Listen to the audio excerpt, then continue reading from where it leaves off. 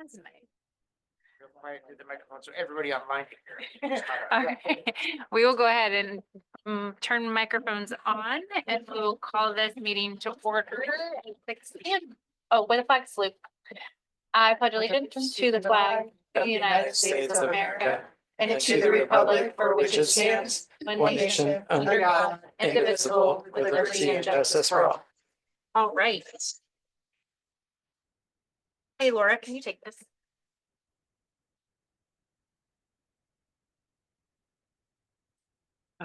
Okay,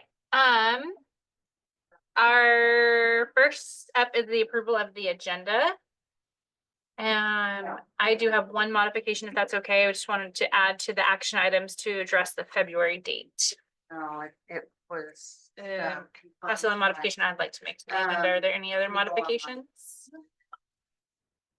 Okay. Are there any concerns with that? If not, we can go ahead and approve it then. Okay. All right, consent agenda. Is there a motion to consider? What about corrections? Well, then we can't do a consent agenda. So if you need to pull things out from it, then we can. So what do you want to pull out? I need to pull out the minutes. I- Okay. Zoom in. I agree with that. And that's it. Okay. Okay, I'll send it to you. What in the minutes specifically? Hold on, let Laura- Oh, She's gonna get Deb. Want me to wait? it's recorded. Okay, let me look. Let me pull them up and I can number them. Okay, so where at, Jamie? Russ is listed as present and absent. Russ, how'd you do that? He was Good late. job, buddy. He was in his car, He was probably. late. Okay. Dialing from the car. I was And then also there's a spelling correction under the section that we talked about, the Pride Caucus. And one spot it says Pride Caucus, the next time it says Price Caucus. Okay, I got you. Thank you, Okay. Jamie. I have an amendment also. Okay, Under board comments says that I spoke about my visit with State Representative Blumenauer. Actually, with Gomberg. State Representative Gomberg. yep, okay. That didn't look right to me either, but I couldn't remember. Blumenauer is the US, he's in the US. Senator, yep, okay. okay. So with that, we can do a motion to approve with corrections and with modifications. And then we can approve the rest of the stuff under consent agenda. So we can split those out. So we'll take a motion for the board meeting minutes. Okay, I'll make a motion to approve the board meeting minutes with the corrections discussed. I'll second the motion. Any discussion? All right. I'll call for a vote this evening. So Russ, Yes. sorry, Jamie, Yes. Soren, Yes. and I am also a yes. Okay. Thank you guys for that. And then is there a motion for the consent agenda for the rest of the items on the consent agenda? I'll move to approve the remainder of the consent agenda. There's I'll second. All right. Discussion. All right, Russ, Yes. Jamie, Yes. Soren, Yes. Christine's yes. I don't have anybody here for patron comments. And I didn't get any emails. We're gonna move into reports. My big thing that I wanted to do, like, there really was only like 3 weeks in between this one, not even 3 weeks, but I want to thank everybody for their work on the transportation. We were literally down to one driver for 3 routes, but we got together as a district staff, we figured it out. The big issue that we have is we cannot use the type 20 as a home to school bus in any capacity. So that's something that I will be working on with COSA because we are not the only small school.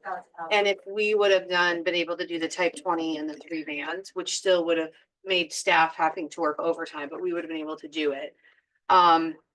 Currently, Don and I are working on a contract with First Student Bus Company to bring a driver in so we can have 3 full drivers. We do have the permanent route driver job out, but we have received no applications.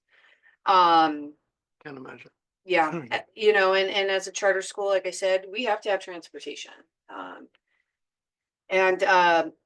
We are also, so that's a big thing. So our hope is that we can contract with First Student Busing for the rest of the year for at least a driver, and then somebody will be able to do that. Keenan, and before I move on, I want to really thank Todd Miller, who is actually the superintendent at Santiam Canyon. I sent out an SOS to my fellow superintendents. And he said, let me call First Student for you and see what we can do. And he put us in touch with them. So that's how we got that connection. We also found a mechanic in Monroe. It's for the busing company for Monroe. Monroe contracts with Croson Transportation Company. He is a mechanic in that, and he is actually going to start working on our buses as well. So we are working with his company to either get him on an as needed basis or do some sort of contract. So I think that was kind of our first week back stuff. Seismic grant, Chris and Nancy will talk about a little bit more. We are getting into kind of the 50%. Can you hear me? Oh, it is on. The 50% design. And so I'll let them talk about it a little bit more. One of the big things that we found over break is actually with all the rain, we found a lot more leakage where the penetration, where the HVAC went into. Yeah, I had a feeling. And so like you can see up there. And so we actually had one where the tiles fell off and right in front of the classroom. Luckily, kids weren't in there. So Chris had a professional roofing company come. And one of the major things, like I put in my report, is they're worried about those trees back there actually over the roof and starting to cause a lot of damage on the roof. And so we are looking at taking out those 2 trees back there in the courtyard. Pre-ETS meeting, as you all know, pre-ETS is a program through the Oregon DHS Vocational Rehabilitation Department. It's for students on 504 IEPs. One of the things that we asked them is, could we use some of our pre-ET money from the state to hire students for the summer?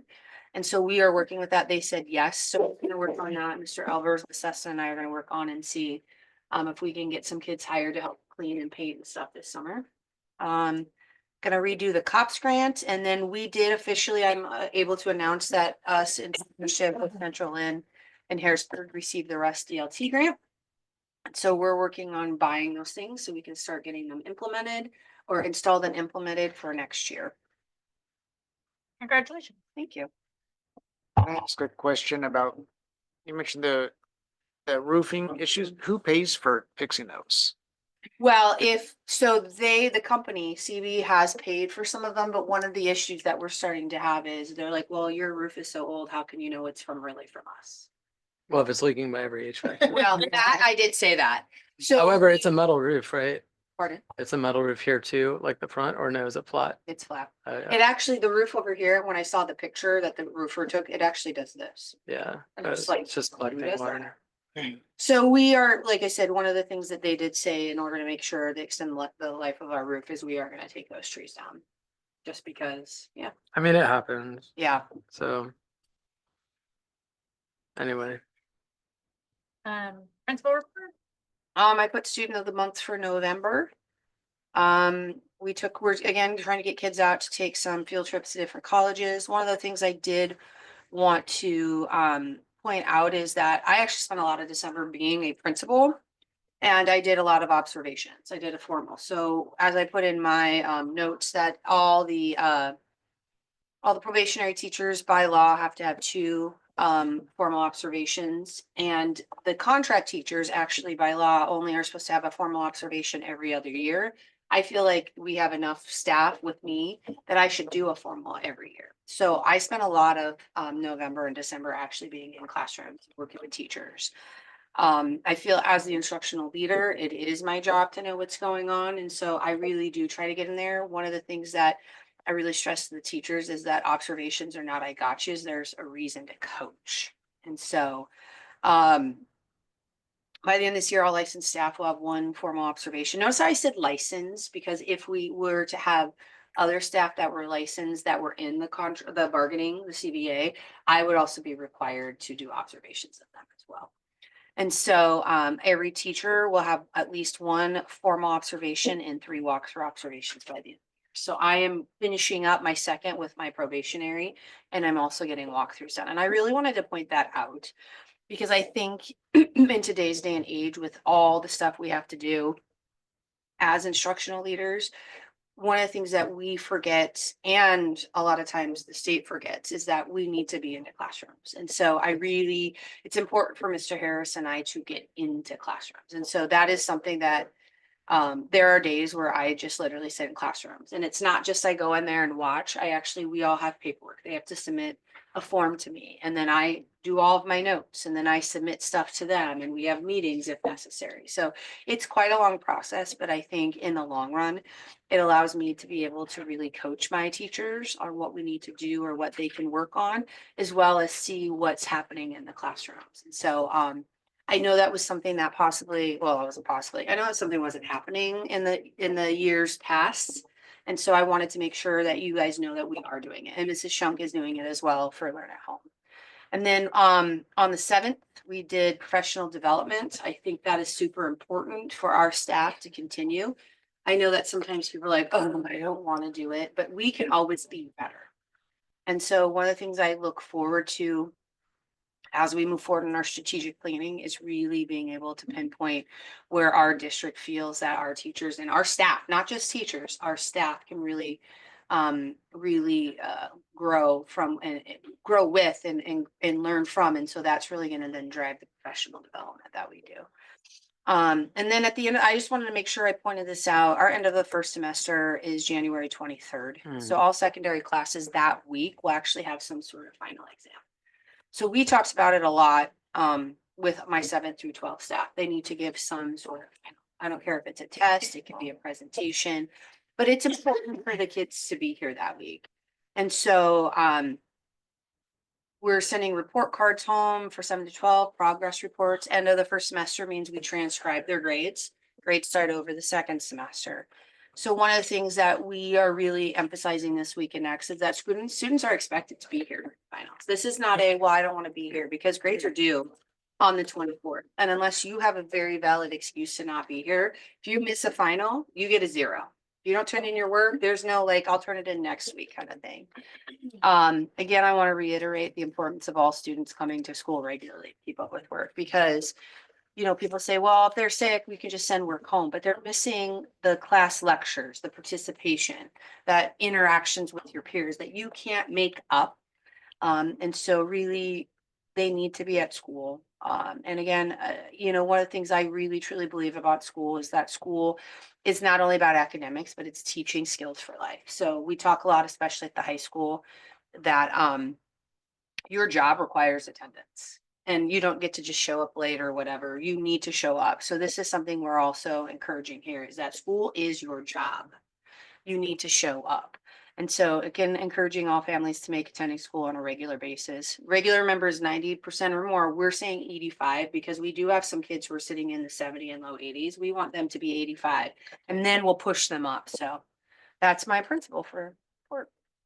Thank you for being proactive with those observations. Yes. I mean, I'm not an education professional, but it kind of boggles my mind that you only have to do it once every 2 years. Yeah, Reading I saw a PhD student dissertation where he claimed that it takes a minimum of 4 observations to even be able to evaluate a teacher. and and I try to. I think it's important for the kids to see me, but also the teachers to see me, and to see me as more of a, she's in here to help me be better, not she's in here to get me out of here. So I would second what Soren said. I appreciate the investment in both the teachers after years of not getting that investment to their professional development. And then I would also say in regards to the finals, that's an investment in the students that they haven't felt in the past also. And although it can feel maybe a little like, gosh, she's so mean, she wants us to be here, but like we care, we want them to be here, and appreciate you kind of helping them see that and the importance of it. So I see those all as spectacular investments in our hallways. So thank you. All right, we're up to regular attenders. December was a rough month. There was a lot of sickness. We had kids who were literally just sick in the hallways. So they'd literally come to school and I'd be like, and you need to go home. So I'm hoping January rolls around. I had a lot of staff out as well. So we're hoping January rolls around, we can get outside more. We're not as sick. Keenan and the janitors were really wiping things down. We're really emphasizing hand washing. But December again we only have 12 days. And remember, this is 90% or more. So we had kids, some kids are sitting at 88%, but it was a rough month. And, we even had kids who missed all of last week because they were still sick. And even over Christmas break, I got sick. So January, hopefully will turn around. So Enrollment. there it Just is. our numbers, yeah. Yep, just, we wanted you guys to see the numbers. We are starting to get calls. It's the end of the semester, so we are starting to get calls from families kind of around the region asking, and what about transferring in first semester? So, yep, we're there. But I mean, overall, I think this year we're staying pretty even, so. All right, thank you. Next up is Ms. Shunk with our Learn at Home Oregon report.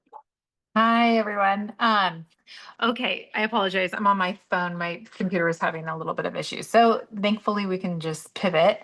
All right, so I put my board report in and we had a really wonderful winter assembly right before going into winter break, and it was a time to celebrate everything that we've been learning up until from the beginning of the school year till now, and we feel like we're doing really well, making strides.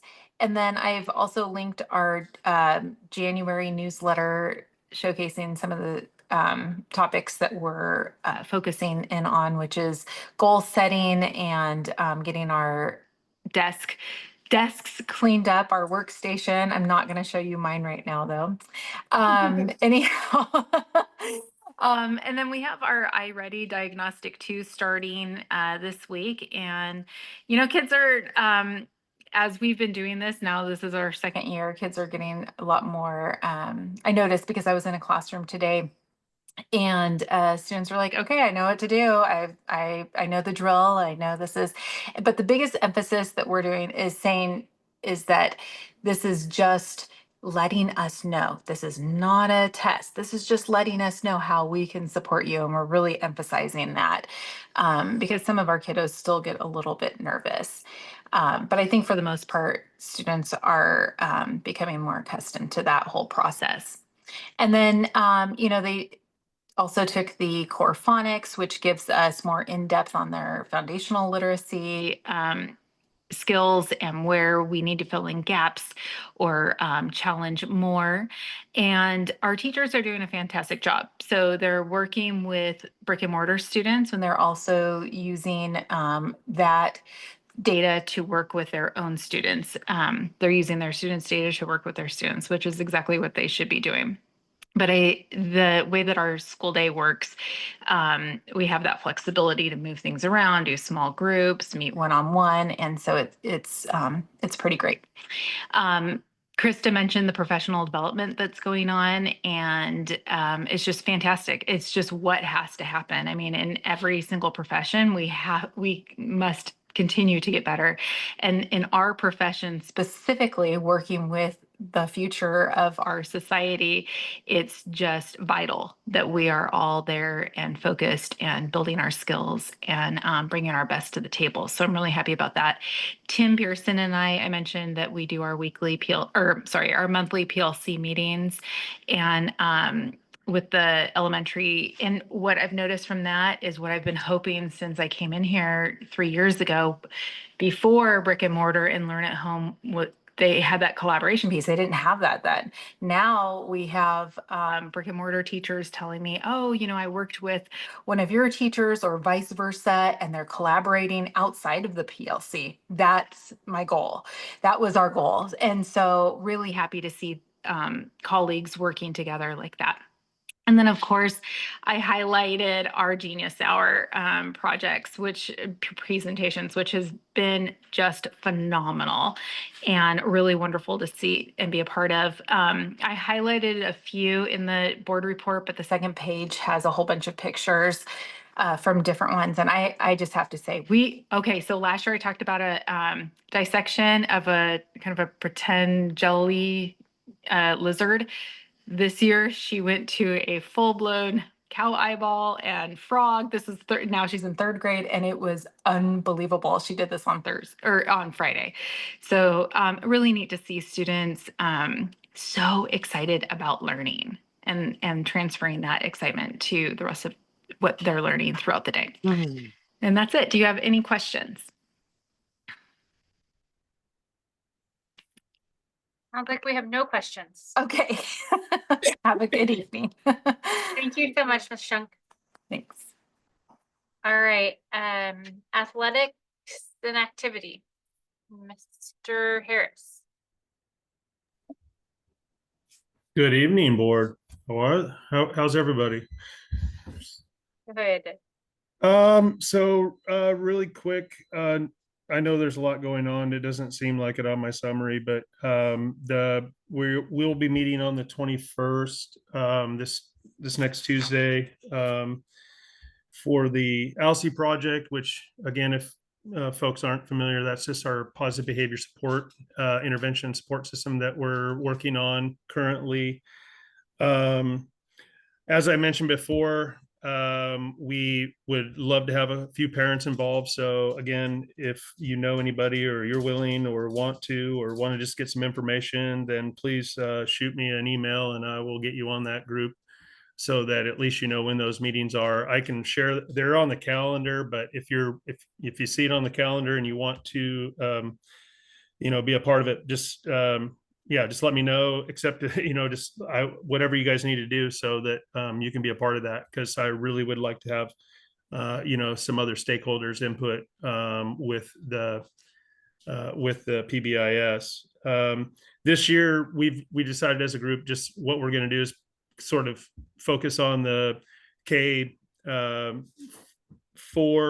side of the building and have ready for implementation for next year our positive behavior support. We got so many people that are interested in or working with us and have so many great ideas and everything. So it'll just be a matter of sort of picking some of the good stuff. And our next meeting will go over some of the specifics about PBIS and look at some of the stuff that people have done in the past. And we're really wanting to make it ALSI specific. So I think again, with the help from the LBL, Mark Summers, Alex, that we're going to have a really good program going into next year. So Clemens tournament, just wanted to mention that. Thank you to everybody that came out and helped support. I know it took like a whole village to do that, even though we just had that one day.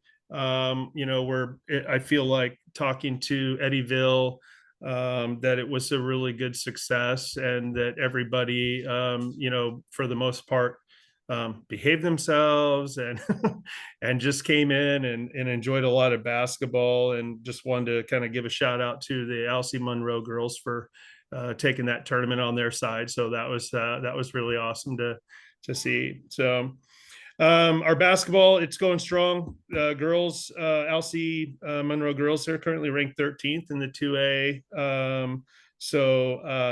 They just 8-5 record. Boys dropped a little bit in ranking, but again, they're ranked 70th with a 6 and 7, but both of them are really competitive. So it's just a matter of time before we get to see our boys really start shining.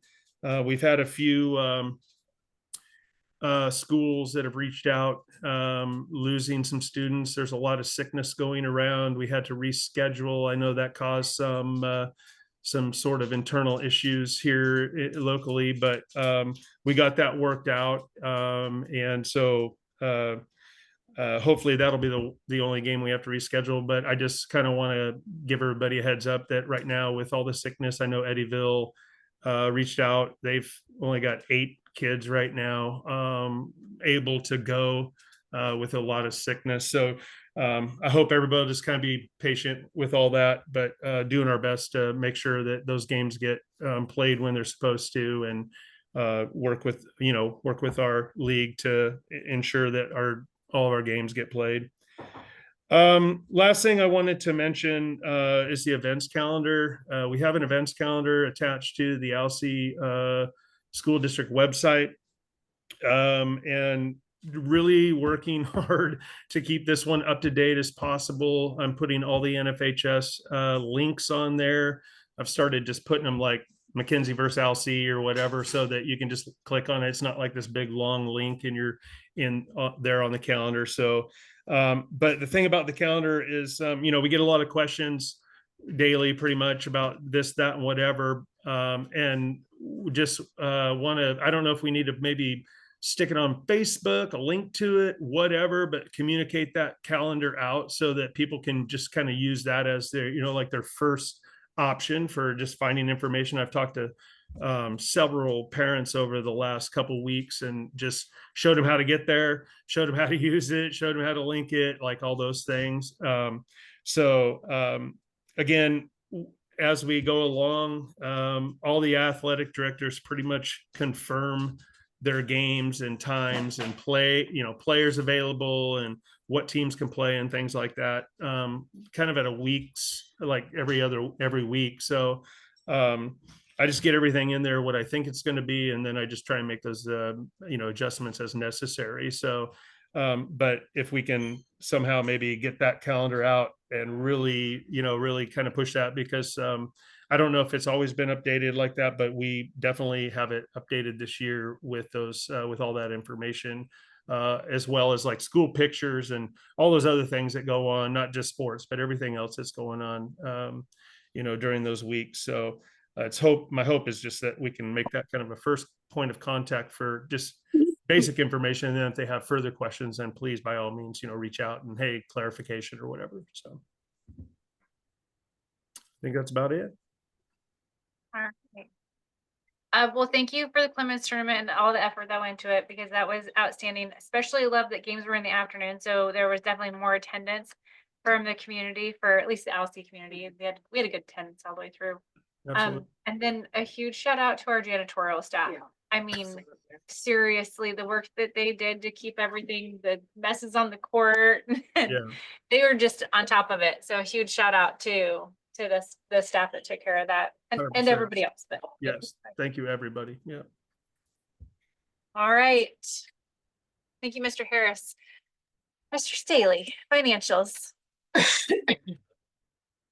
Oh, I don't think it's boring, but you do have to turn your microphone on. Finally, after a year and a half. I hope you had an opportunity to go through the statements, look at them, read. I'll just kind of briefly go over, starting with the general fund. Nothing has really changed since last time. I'm waiting for the state school support estimates to come out at the end of January, because now everybody's had their audits in. Our audit is complete. We were hoping to have the presentation this time, but it's they're just swamped. So we told them to wait until next time, but it's already been submitted to the ODE, and so it's the actuals. I went through it and I'm pretty sure it's unqualified audit clean. So I'll be surprised if it changes since the last time I saw it. Other than that, the audits will determine what is going to happen to the 23-24 final state school support. And that's not until April. We won't know that. So hopefully I'm close, and the statements reflect that right now. Going through it right now, estimate, it shows about 7 million, but there's a lot of expenditures that are going to happen in between. So it'll be around, and we're figuring around 6 million, 6.5. That'll carry over, and that's what we plan through the budget process. So hopefully we're right on target. Other than that, we have staff all in the right spots and everything's encumbered, so I feel comfortable on that. Special revenues, there's a lot of them. The quarter, I think it as the first and second quarter, but they call it quarter one, which makes no sense to me. But Krista's getting all those in. We have one more to do. We've claimed all the dollars for all the grants through December 31st. So rather have us have the money rather than the state have the money, and we put it in the bank, and that's where we get our interest from.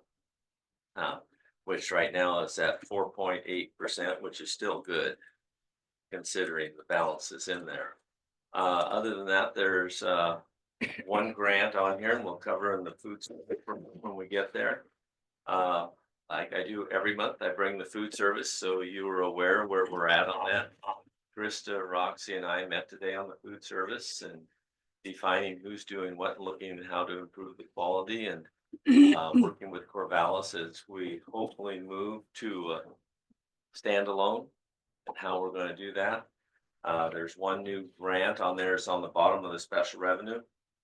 And it's called the Fresh Fruit that was awarded, $15,000. So Roxy and Krista is working with Eric and Corvallis to get that. So we spend those dollars, that's free money, and how to incorporate that into our menu for the kids. Do we have to spend that through Corvallis? Everything comes through Corvallis. Everything? That's Yeah. that. So they mark it up, ship it out. Supposedly they're not supposed to. They They, get twisted. they buy it, I get it. At wholesale. we pay them. We pay them, then I have to claim the dollars from the ODE. So that offsets it that way. But anyway, we're still looking at a 60-some thousand loss there, and hopefully the 15,000 will lower that. And going through that. Participation, that was a topic we had today. How do we increase that involves students and 65% when everybody's free? You hope it's 85% because that's money in the bank. So we're looking at how to do increase that and do analysis.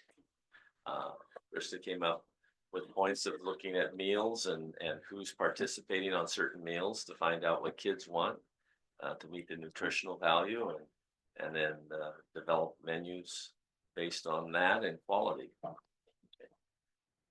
You'll see the cost net loss right now is $1.80 per meal. So how do we lower that? And again, you're only dealing with 170 students, so it's kind of difficult. Everything's dealing with quantity. So does that gap decrease with an increase of participation? Totally, Okay, 100%. So that's the goal. okay. Debt service, as in the general fund, most of the monies are in. And so those dollars there, as I said in the thing, will be, in my summary, will be used to maintain rates for the public so it doesn't go skyrocket. I think during the budget committee, the main thing is to try to keep it flat as much as possible. Because people kind of get a little upset when it goes up per thousand. So that's, we're planning on that. Capital projects, as you know, those dollars were used for the windows, but now it's been encumbered for the fire alarm system. And so all the expenditures right now have been encumbered and the contract, so that still leaves 87,000 in that fund for other projects. Bond, I think we have everything encumbered. Chris and Nancy will go over the report, but we're in agreement. So there's about $58,000 there right at the present time. And we've made our last claim to the state. We've got all our money, all the forms in, so I'm done with that grant. Goodness. Can So those, that one's done. can those dollars, because we're running into an HVAC and leaking issue, can those be utilized to Yeah. work on the roof? Well, if it does specifically with the HVAC, we could use that to do that. Yeah. Seismic, another one. Bren just claimed the dollars today, so we're always 1 month behind, as I said. And so we claim those, so we make sure that we have the dollars. We have to front up for 1 month and then we get the dollars the next month. So right now, what we have encumbered, because you're going through all the architectural and all that right now, none of the construction is in there whatsoever. It's all the pre-work. Unemployment, as I said before, these are dollars to reserve for what we don't know. And with this changing of the laws, I know there's been unemployment claims coming and we haven't been billed for the quarter yet. So we really won't know until the summers there, you know, you only have a week here and a week there. The summer is where the dollars are. So, I think we have sufficient reserves and hopefully that will allow us maybe not to increase it during the budget process next year. So, which would be a plus. So that's the financial statements. Any questions? What is the minimum time for them to claim unemployment? Is it how many days off? They can, It's 1 day, isn't it? one Oh, day, so it's like over the holiday break you Yep. can? yeah, They could do it over spring break, which is a week, 4 days. Hmm. yeah, they can, yeah. Just the Mm. way the rule is. It's on the forms. I bet, I bet. I keep hearing more and more every financial meeting, the dance of grants.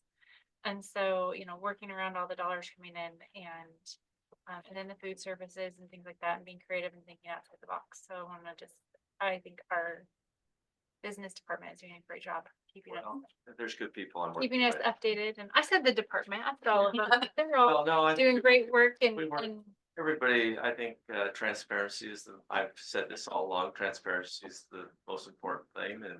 And when I came with Krista here, most things, nothing, there's different models. But I believe that the secretaries of various things do the requisitions. Yeah. Rather than everything that's sense. I believe they need to have access to the forms. We're just working on it. And I've been working on the employee access, trying to get everybody in so they can look at their W-2. Don't call me. I don't want to do it. You can look at it. And Knowledge is power. there's my Yep. guinea, Yeah. there's my guinea pig over there, working with her, so. Well, no, in general, I mean, it is very clear and it's very easy to read. It's very easy to understand. We're able to ask good questions because of that. And Yes. we know that I will say that I know that comes from an entire team working together for that benefit. So. Yeah. Thank And you plus all. you get the checks and you get all the vouchers that Brenda does. It goes Yep. straight through her and all the deposits. So you get to see everything and it just traces right back to the financial statements. Very Doing good. a great job. Thank you so much. Okay. Bond construction.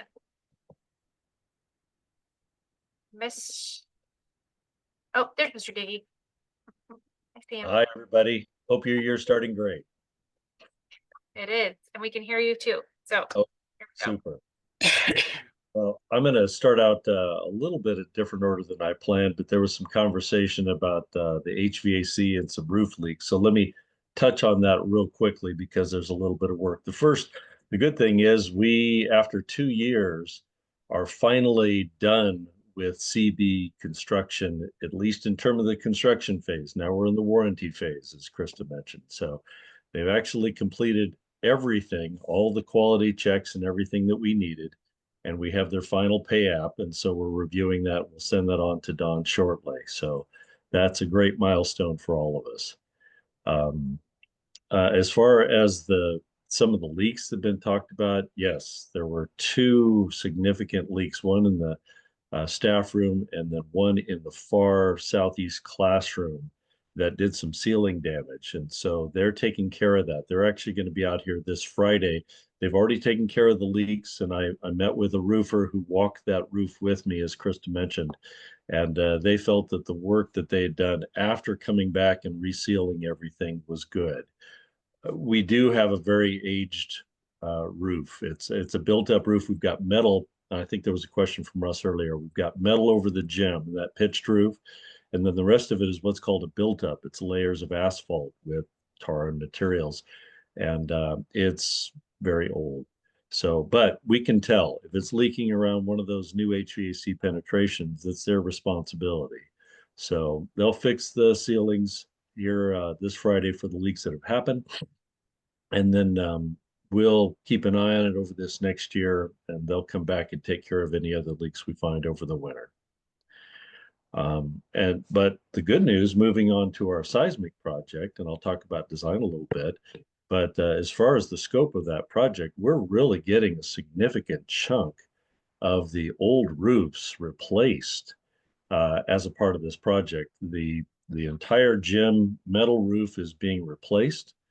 And then the areas that are over the staff room, the high school offices, the the stage and the library. Those are all being replaced with brand new roof. And the nice thing is we're moving away from built-up roof to a membrane. It's basically like a PVC type of material, but it's very durable, like a 40-year roof that we'll be able to put on this thing as a part of our seismic project. So it's a terrific, terrific thing we'll be able to do. As far as the seismic design goes, they just hit the 90% mark. We just did a final review with them of their plans. And then they're in the home stretch here. They're going to be publishing those drawings for permitting and bidding in mid-February. And one of the pieces to that is we had a cost estimate done by our construction company, Todd, and by our third-party professional estimator out of Portland. And they did that over the holidays, and we just reviewed that right after the break.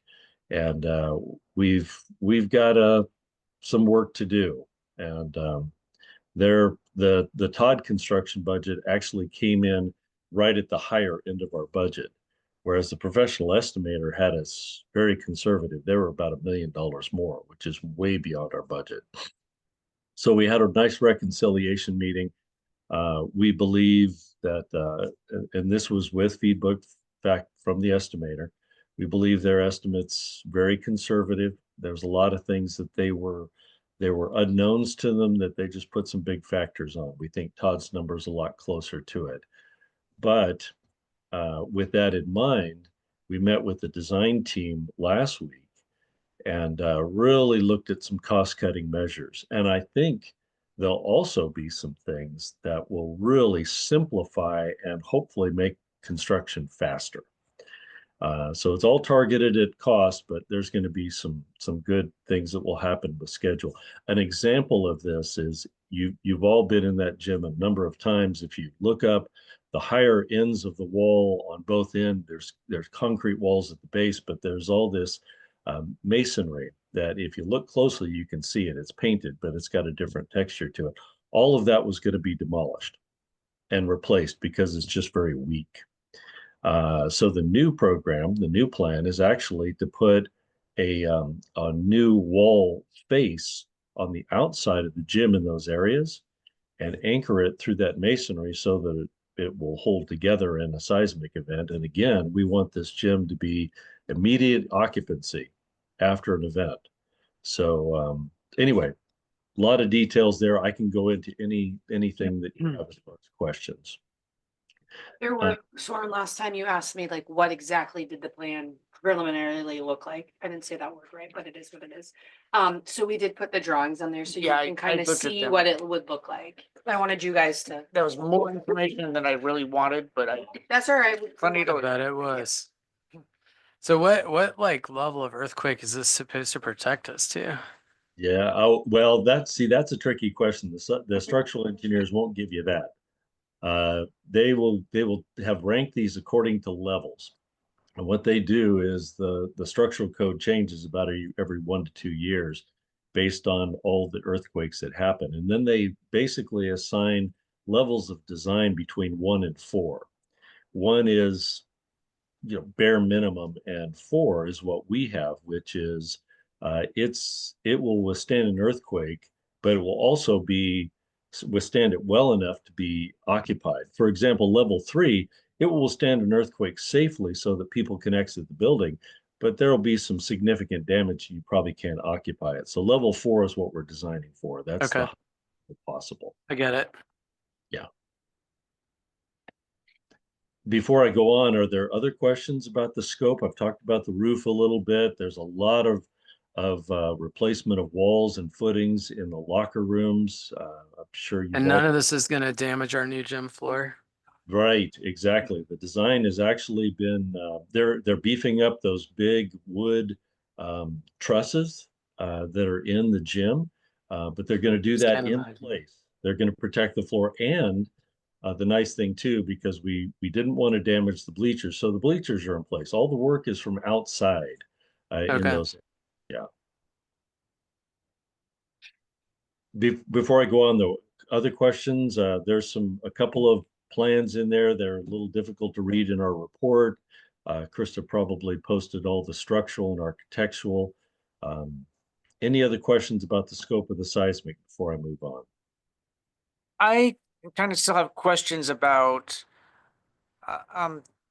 the process, the bidding process. I think somewhere, a couple places in there, they talked about it's ready to go to bid, and I was under the impression that Todd Construction was selected, and then they're somehow involved in the design process, but they're also going to be the contractor regardless of what the design and the price was. I'm not super clear on how that process plays out. No, but- that's right, Soren. Just in a nutshell, this is, if you remember some months back, we went through the CMGC process and we had kind of a findings, and we had a little discussion about that was going to be our procurement method. This process gets us the selection of the general contractor. We went through that competitive selection, if you remember, and Todd was chosen based on fee and qualifications. And so they are our general contractor. They're involved. They have been participating in the design. And as soon as that design documents are complete in February, they will then turn around and then bid those out to subcontractors with a series of packages. They'll bid out structural and demolition, painting and drywall and roofing and all those pieces. And the nice thing about CMGC then is they need to go get competitive from several subcontractors, and then they share all of that results with us. We sit down with them and then review all the sub bids and go through them as they qualify them. And there's a lot of good visibility.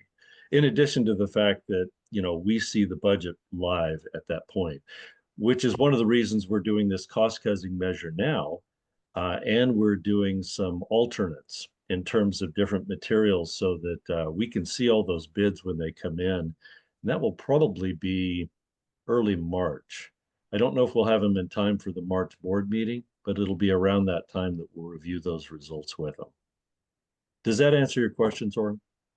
Yeah, I was still just a little confused in my mind about that whole process. So I guess It's different. Yeah. the basic thing is like Todd Construction, their fee stays the same regardless of the budget. Is that Their fee is a percentage of the construction cost. So okay? where we bottom out on the construction cost, their fee is fixed. And the nice thing is we have total visibility to all of the elements that make up the construction cost. So we'll validate everything. Okay. Other questions on the seismic design or any of those things before I move on? Okay, ahead. great. Yeah, one thing just related to that is the second round of the seismic grant applications. And this is for the high school wing. So that's been done by our structural engineer. We're just waiting for a final review of it. Chris and I will take a look at that. She'll sign it, and then that gets submitted. And we hope to have the results of that this spring. So if with any luck, we'll have some good news there, and we can start planning that for the following summer. Let's see what else we have going on. Fire alarm replacement project was mentioned. So that's in design. We're planning to do that this summer as well. We're on track with that. We've got Salem Fire in the middle of their design. We've seen some preliminary drawings, and we've got some details we're working out with them. Probably later this month, we'll see the next round of those. We're coordinating with electrical that's going to be needed for that. So we'll have all that set. They'll go and they'll get the permits for that as soon as we're done. And we've already got the cost for that. You'll see budgets in this report for that. That's updated.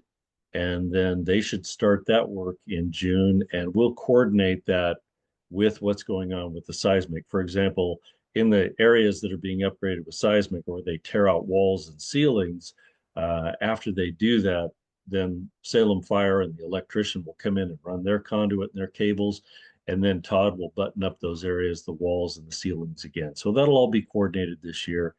And they're telling us, I haven't seen the detailed schedule from Salem Fire yet, but they're confident that they can finish the fire alarm system this summer. So come next fall, we're going to have a terrific gym, locker rooms, offices that are seismic and upgraded finishes in the locker rooms. and also a brand new fire alarm system. So it's exciting to see what's coming up this summer. I think the only other thing I wanted to mention was that there was a small issue that was discovered with our new HVAC systems that at first we thought was the construction side, and it really wasn't. It was design. And that is over in the two offices of the high school wing that are closest to that storage room on the north, where also there's a server in there. Well, evidently the old design team, we weren't involved in that time. Krista wasn't here and Keenan wasn't allowed to participate in it. But at that time, they didn't take into account that the main server is in that storage room and it generates heat.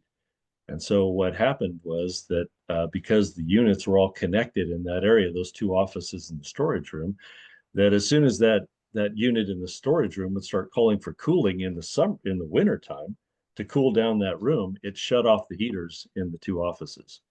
So that's just a design flaw.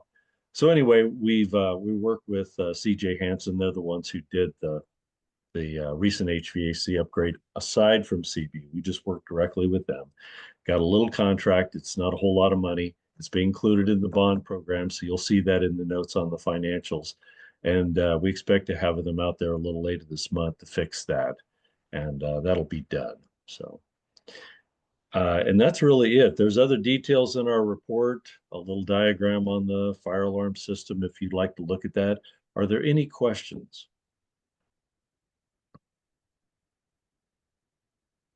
I am seeing and hearing none. So thank you for the great explanation. All right. Thank you, folks. See you soon. Thank you. Thank you, Chris. So next is our student representative. We don't have a report this month. And we're just gonna take a quick 5-minute break before we jump into new business. So we'll go on recess until 6:57.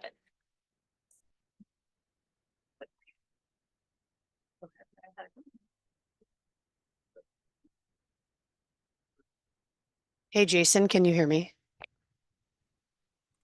Yeah, absolutely. We're gonna move you up to first new business so you can Oh, okay. go through it and then be out. Otherwise, That's all we get good. to look Thank at you. all our fun stuff. That's all good. I'm in my office now and plugging away on stuff and just listening. So Okay. yeah, thanks.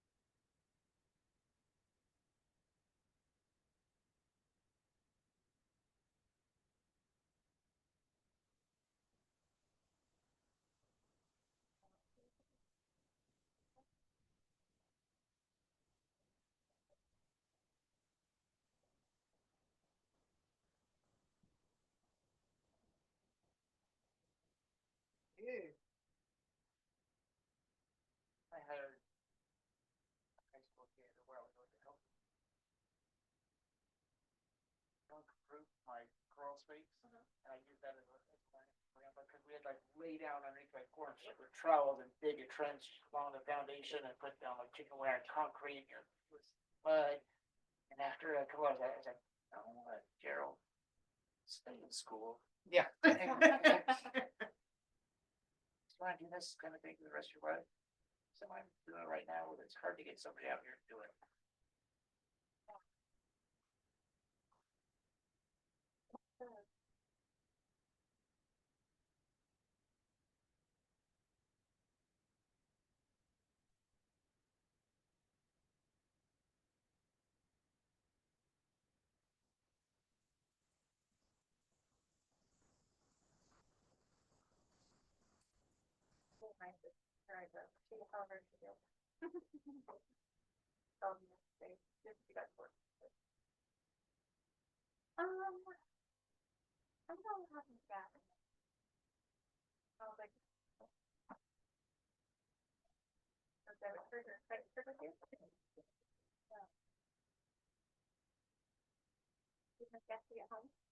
Yeah, but I don't have enough gas to back on after that. I said, well, you're gonna have to go gravel to your dad. And I was like, no, because when I first fill up my gas tank, I have to go. You get your gravel. Thank you. No problem. I'm on the tail end of a cold. Oh. I have that tickle, I know. and if I have too much liquid in the bladder, we have a problem. Whole nother issue, whole nother issue. We got a couple. Is We're all back. All right, let's, anyone who's not wearing a vest chilly? It is a little chilly in here. I'm cold. But I'm not the only one. um, I mean, if you warm it up, I might fall asleep. But come back into normal session at 6:55. All right. If it's okay with the board, we have Jason with the ESD on the line to talk about the level of service, and I was hoping to move him up to first so he can get on with his evening. So Jason, thank you for joining us this evening. To talk Absolutely, about the thank local you. Service plan. I'm gonna let you just go ahead and take it over and dive in, unless Krista, do you want to give an introduction or anything? So Jason Hayes is the superintendent of the ESD, and each year, the ESD, which we're part of the Lynn Benton Lincoln ESD, provides us with what we call a local service plan. Things that when we get funded, we get tier 1 and tier 2 dollars. So the superintendents come together, and Jason, if I'm talking incorrectly, stop me, please.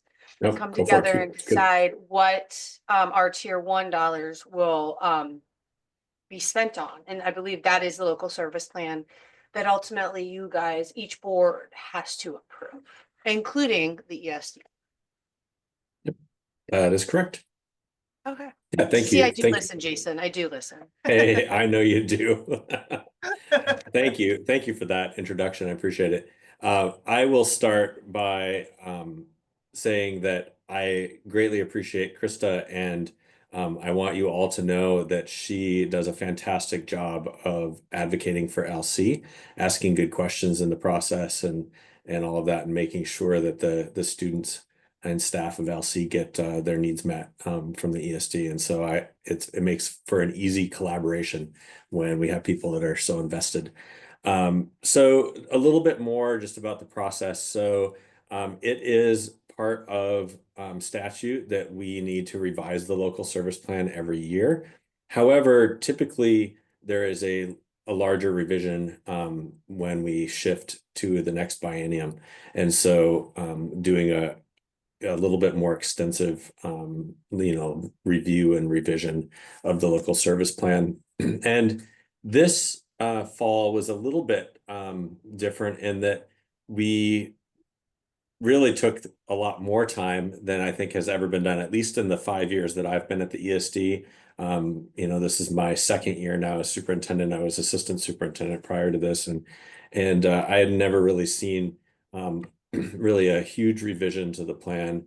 There's not a lot of changes in it. However, we did overturn every rock in the forest, so to speak, and look at, is this exactly what the superintendents wanted for our region? And so we had contributions from directors, coordinators at the ESD, members of my executive team, and dozens of meetings with a couple dozen meetings facilitated with component district leaders, including Krista. And so in terms of the governance of it, and you actually can see, do you have the plan in front of you? Did you all have? Yes. Okay. All right, cool. On page 14, you can kind of see the planning calendar for this. And so we actually started in September with our first visa meeting of the year and having conversations. I had conversations about specific components of it with various directors and whatnot in districts. And so in the case of LC, that meant Krista came to all of the meetings versus, some of the larger districts that might have a SPED director that would, come to a meeting or two. And so we went through, we articulated, as Krista said, what is in the tier 1 section of the plan. And so basically the resolution funding that the ESD receives on behalf of districts, we are charged with sending 90% of those funds out to school districts. And each ESD does this slightly differently in different parts of the state. But essentially, we have kind of a hybrid model in that some of those funds are actually in the tier 1 that all districts just get, and they don't have to buy anything specifically. And then some of those funds are categorized as tier 2, and it's basically what's remaining after the tier 1 budget is developed. And then those funds go to school districts in a pro rata sort of way so that the school district can actually purchase additional services, which LC purchases a variety of services from the ESD that would be difficult for you to provide on your own. So you can kind of look in, there's a lot of information in here. Some of what I just talked about is on page 16 around the resolution service funding and allocation. And then starting on page 18, you get into all of the tier 1 services, and that kind of carries you through all the different sections that we have. And if you flip all the way to the end of that section, it would be page 33. You can see that whole section are all items that our region superintendents, our 12 superintendents said, we would like these things in tier 1 so that every school district has access to them without paying any additional money. This is incredibly important for small school districts in that the economy of scale that happens for you is really prevalent. That you would have difficulty if you had to buy each thing individually. It might be harder to piece it all together, that sort of thing. And then you can see there's a section for tier 2, and then there's also a section that articulates, even though the tier 2 is really, it's what districts choose, but I still put those in the plan. And there's also a section that really just is for informational, and it's about grants. And we receive a variety of grants, some on behalf of the school districts, so that you have additional special ed support, for example, or us covering early childhood special education for you. So some of those big grants we receive for our region. So really, at this point, we've had approval from our superintendent group. That happened at the December superintendent meeting, like December 13th, I think that was. Then my board approved it the following week, and now it's out for all of your boards to approve. And so I'll just pause and see if you have any questions at this time. I'd be happy to answer those. I'm noticing based on our averages. Are we I'm sorry. I'm sorry, I'm looking at I think it was page 13. 15 or 15. like the ADMW. Looking Page at our 15. 3-year average, are we gonna really potentially suffer in upcoming years when that reduces again? Yeah, so basic. Yeah. Oh, go ahead. Go ahead, Jason. Krista. Oh, I was gonna say, because it is a rolling 3-year average, yes, your percentage of the funds will go down, but that is really just for the tier 2. And for tier 1, it changes nothing for what you get, so in terms of like core special ed funding, for example, or access to the student information system, access to the business information system, none The of tier that 1 changes. services remain the same. Yep. Yep, exactly. Yep.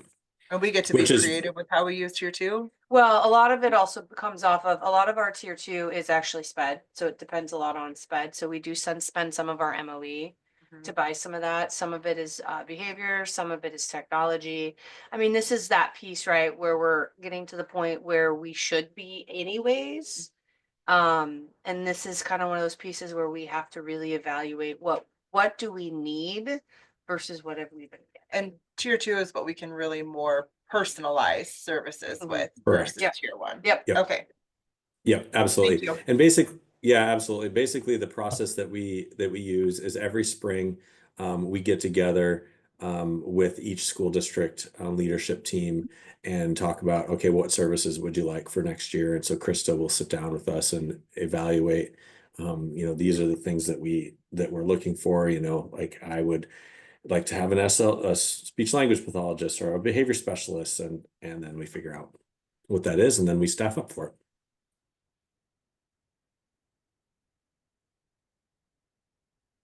Questions? Any other questions?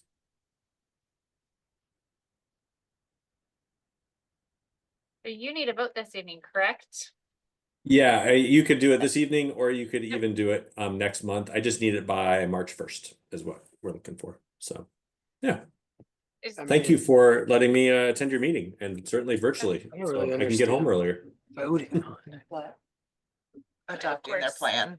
I mean, and spending the money, is that what we're voting on, or it's No, like- you're spending on the plan, and I'm gonna be honest with you all, when we talk about spending money, it's not like I go, oh, I feel like we need this. We really actually look at our students' population and what our tier one doesn't cover in sped, we buy out of tier two, but Dawn uses some stuff in tier two for business services.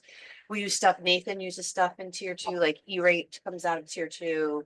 Our filter comes out of tier two. So really, you're just saying, yes, the board approves the local service plan, not what we're spending, because that then becomes an operation.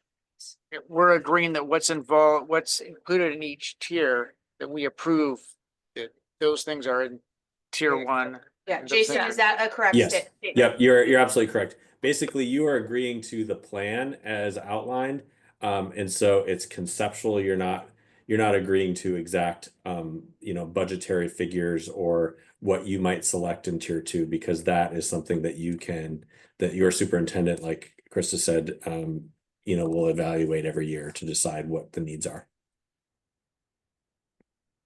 Thank you for clarifying that. Sorry. I'm Go ahead. not saying I agree or disagree. I'm curious though, what if people don't approve this? What happens then?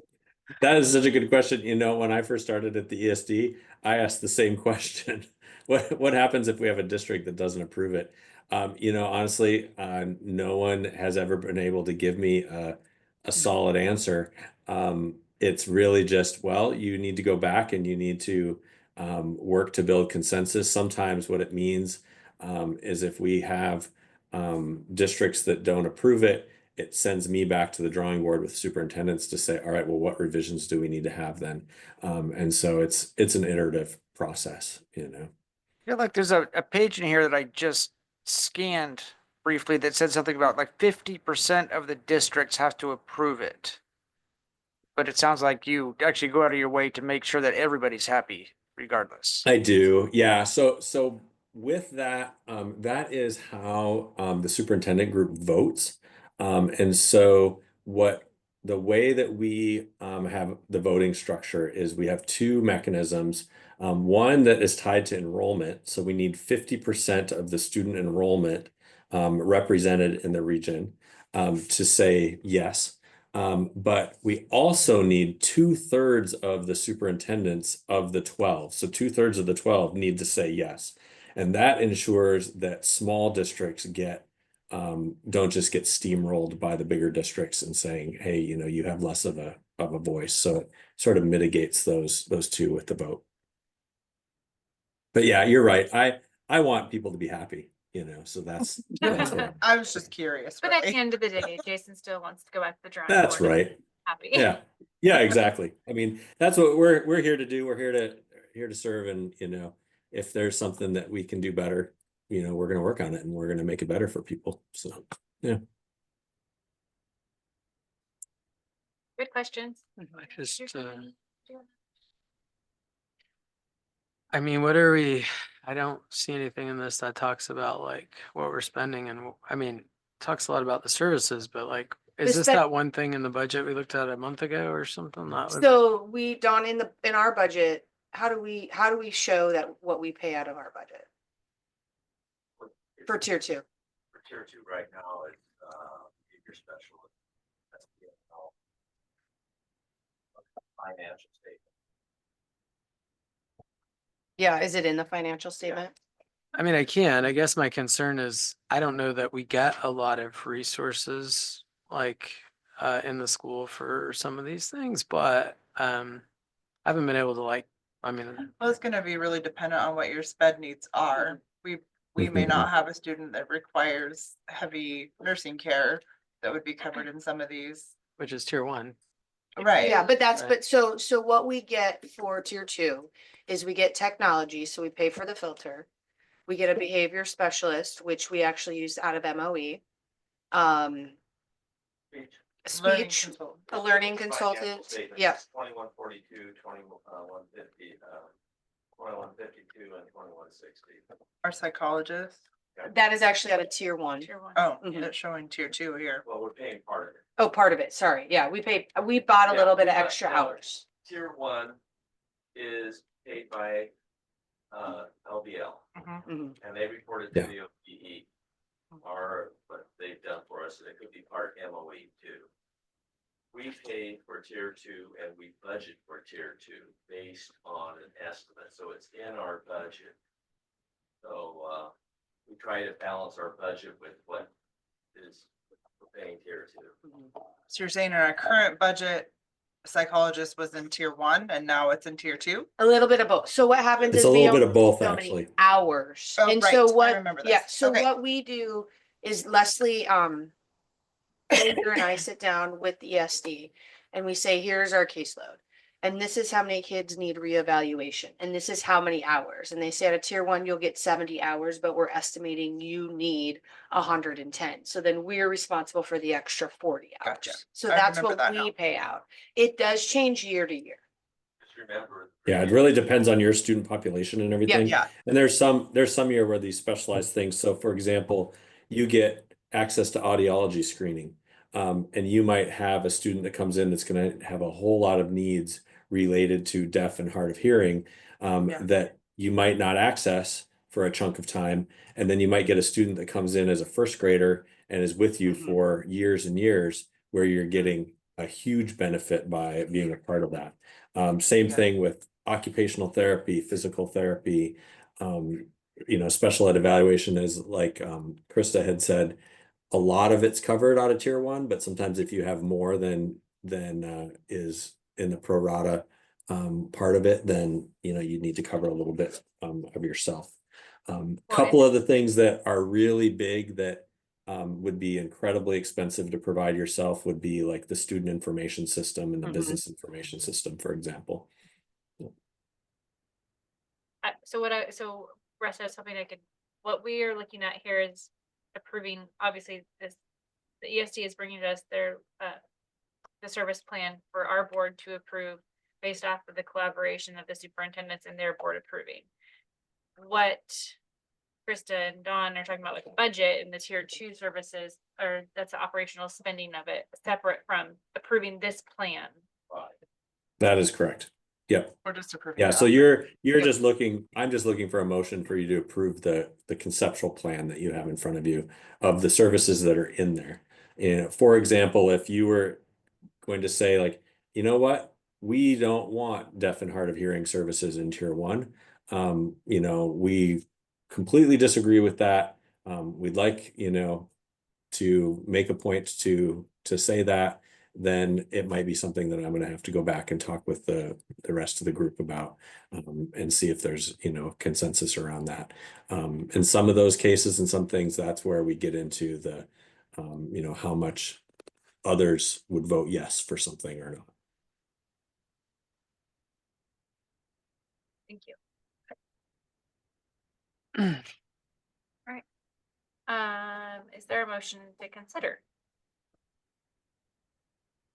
I move to approve the Lynn Benton Lincoln Education Service District Local Service Plan for 2025 through 2027 biennium. Thank you. There's a motion. Is there a second? Second. All right, we've had some discussion.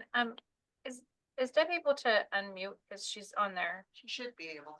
Okay, there she goes. Okay, Deb, did you have anything you wanted to add or anything? Nope, I'm in a perfect understanding. Okay. All right. And we've had quite a bit of discussion. So Laura, could you do a roll call vote, please? Take a vote. Deb, I'll start with you since you're online. Yes, Okay, Russ, Yes. Soren, Yes. Jamie, Yes. Christine, Yes. motion carries 5-0. Great. Thank you so much, Jason. Yeah, thank you all so much. Have a good night. You too. Take care. All right, bye. School board appreciation. Well, as you all know, January is School Board Appreciation Month. And so on behalf of the school district, we would like to present you all with some gifts of appreciation. Russ, can you take that one for her? Yeah, sure. No, either that or I can pop it off. Oh, okay, yeah, that'd be. She goes get some. When she gets you what? Is the cafe open tomorrow? Yep. It opens tomorrow at 7 a.m. Okay, I'll be there around noon. Okay. Thank Learn you. at home, sent you all stuff, we had some staff or some kids. Send you stuff, we know that there's a lot, or give you stuff, there's a lot of time and effort into volunteer for doing this position, and sometimes it's a thankless job, so we wanted to just tell you how much we appreciate all the work that you do, for our students and staff. And thank you guys very much for your time. Thank you. I know it's hard, but I do appreciate you all, and I know the students and staff, and I know that we're moving forward. You can open your gifts for that. Oh, okay.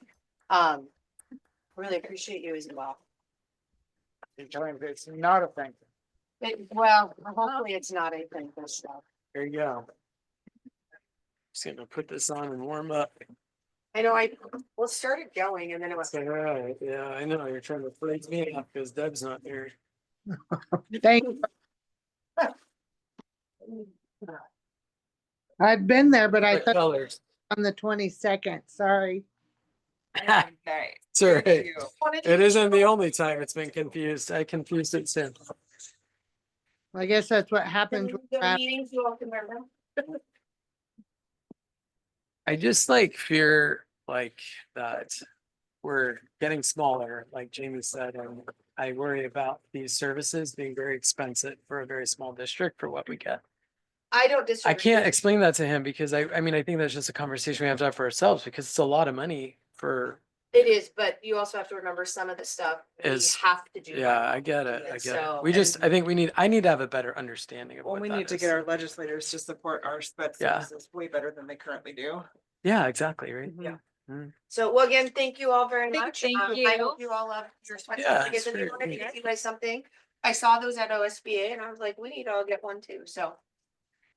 Thank you, Yeah, Lorna. there you go. Make me warm at least tonight. We appreciate you and appreciate all the support and hope you like the card that we created. All right, MOE presentation.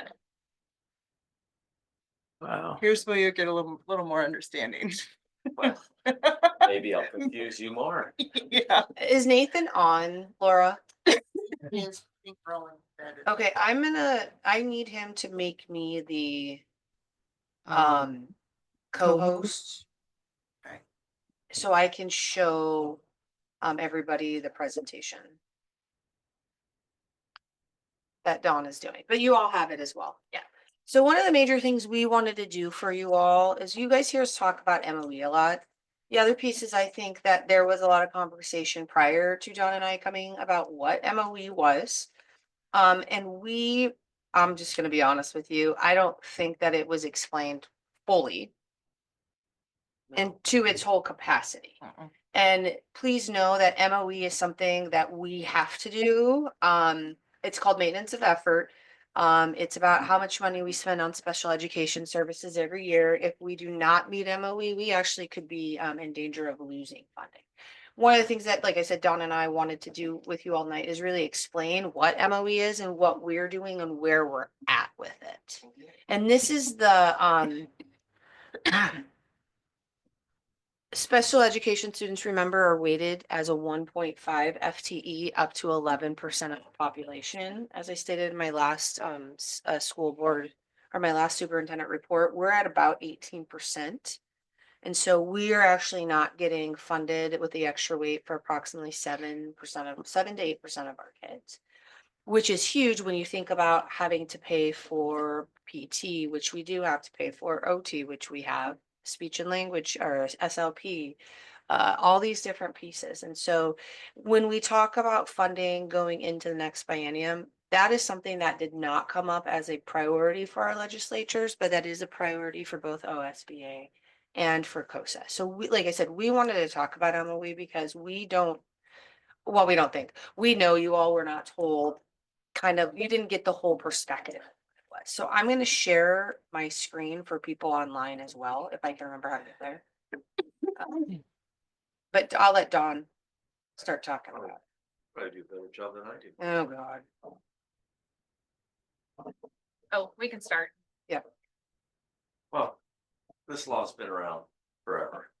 It's nothing new, and what it really is says that you need to spend on students with IEPs at least the same amount per capita or per student amount that you spent the previous year, or you have to spend in total the same amount. You cannot reduce below that unless you have exceptions. And if you don't meet MOE or maintenance of effort, there's two things. There's excess costs that we still have to do in March. In other words, you have to look at all your grants and everything to make sure that special ed kids receive the same kind of educational opportunities in cost, and they use cost as the factor as your regular students in both elementary and in high school. So that's another calculation that has to be done by March off of your audited figures, and you have to meet that. But the one that you have to meet off of local and state dollars is out of the general fund. You have to spend the same amount per capita or in total as you did the previous year, unless you have exceptions. So to get make that. sure we understand that, because I think that was not given. We were told prior to Don and I coming, we had to spend the same amount Yeah. every year.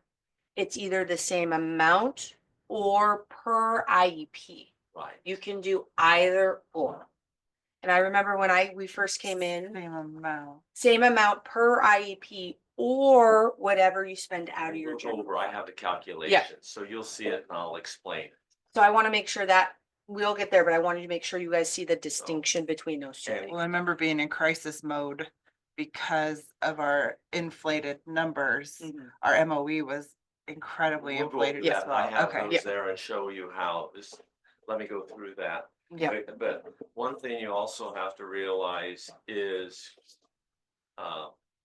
Krista said, if you don't meet MOE, both by exceptions or whatever, you might be in violation. No, you're in violation.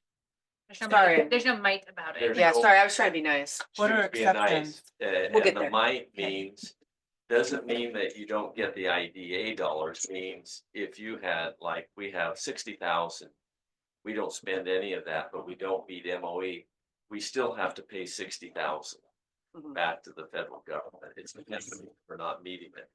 So, So each district has to meet it, but the state also has to meet it yeah, the as a state whole. also has to meet it in MOE. Because this So, is federal funds. yeah, and the state monitors it by both the audit and what you upload your accounting. Mhm. And the ESD has a big impact on it because their tier $1 might be MOE and their tier $2 might be MOE. Mhm. So that's why we have to make sure what we receive from the ESD, what Krista looks at, is that the best dollar, how to spend it? Because we have to look at our MOE in total. But the first part here is the definition, what I roughly went over.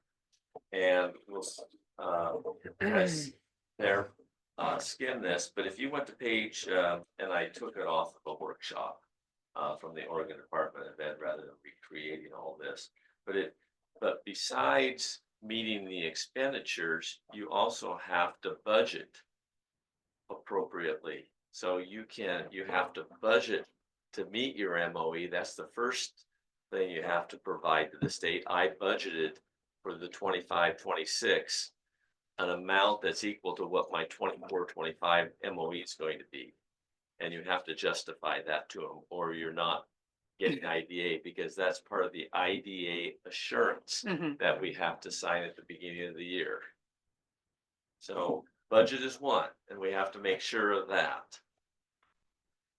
And then we have to be in compliance. That means we have to spend, which we went over, the local and state dollars combined. They don't look at just local dollars. They don't look at just state. You look at your local, your general fund dollars. They have an example and I put it in here, but I'd rather go over my example, how we've met it, and that's gonna be at the end. I think it's easier to look at our actual numbers in this. Is that okay? There is exceptions. They call it the gap. So if you aren't meeting MOE, there's ways to still meet it with exceptions, and those are on the one that says options when not meeting MOE, and that's if the number one is somebody retires. That's an exception and you don't fill it. Not that you let somebody go through a budget cut, they retire.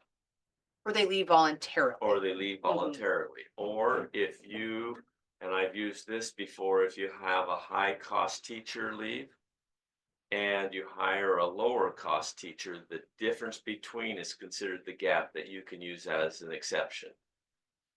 Because you still have the same number of staff. It's just the difference of the cost of the staff member. Another one is your IEPs go down, and this is what's happened here. You have 100 IEPs or 83, and now you go down to 43. Well, you figure what that amount is based on the per IEP here times 43, and that's your base amount.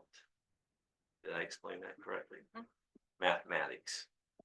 Another one, you have expensive programs, and what they're really talking about there is you have a high cost student that is in some programs. Some districts have $100,000 student, and that student leaves.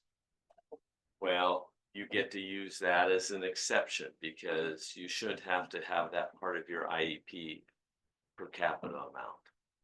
Another one is a capital assets. You have a one-time expense. It's over $5,000. 5,000 is the federal number for what a fixed asset is.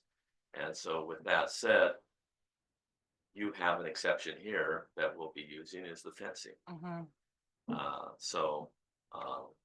Plus we lost a sped staff member. Yeah, We did, I will go over those. yeah. So Yeah. we've already worked with the OD to make sure we have our exceptions in line. I roughly went over each one of these, and the next pages, I want to make this brief. They kind of go over what the exceptions are, and what it is if you don't meet it, you're not in compliance. And the OD will work with you, try to figure out how to meet it. You have to go, they'll even let you go through all your expenditures to make sure that you have categorized them correctly and not charge them into special ed when they really were a general education expense. Each one of these kind of gives you an example of a voluntary departure like we just discussed. And I also talked about the various high cost students. I think the best thing is to go over the example that I have at the back, and you can look at these. I kind of briefly went that, but I have our MOE on the back page. You can start back in 2019-20 when your MOE, and that's the base for that year, is 325,000. And you had 51,000 from the ESD. And so your total MOE is 377,000 with 38 students. And it's a December 1st count. So December, who's ever on December 1st is the IEP number that they use. And so your average cost per student was $9,937. Now, those are your two base numbers to start with that you have to meet MOE for 2021. And you'll notice you spent 901,000 the next year. You went from 377 to 901, and you went from 38 to 98. Well, you didn't meet it on per student, but you met it on total. So now your base for the next year is 901 and the 9,138. Well, then you went up to 1,600,000. Well, you met it on that, and you met it on per student, because you increased by $5,000 per student. Then you went to 22, 23, it's 1,386,000. We didn't meet it, but you had 86 kids, so you met it on the per student amount. So now we're at 16,000 per student. Rather than trying to figure how to keep everything level, it was going this way. You follow what's happened. So now we're coming into 23, 24. And when Jason was talking, the tier 1 expenses, and I just verified that with the OD to make sure and everything that's been reported. You'll see our actual cost is 581. And the tier 1 and tier 2 that's being reported, because they paid for part of the tier 2, is 101. So our base is 682. However, we have 42 students. So now we're still at 16,000, and Krista and I monitored this all year to make sure where we were. And that's when she looks at tier 2 costs and various things. How can we do it? Or are we going to expend any dollars? It's just trying, because we know where the budget's going. Now we're coming on to 24, 25, and you'll notice we already had to justify our budget of 793 because it was great. We had in what they had is 1,386,000, and they wanted to know why we did not budget 1,386,000. Well, after working with them, our MOE was going to only be 682 because that's our new base.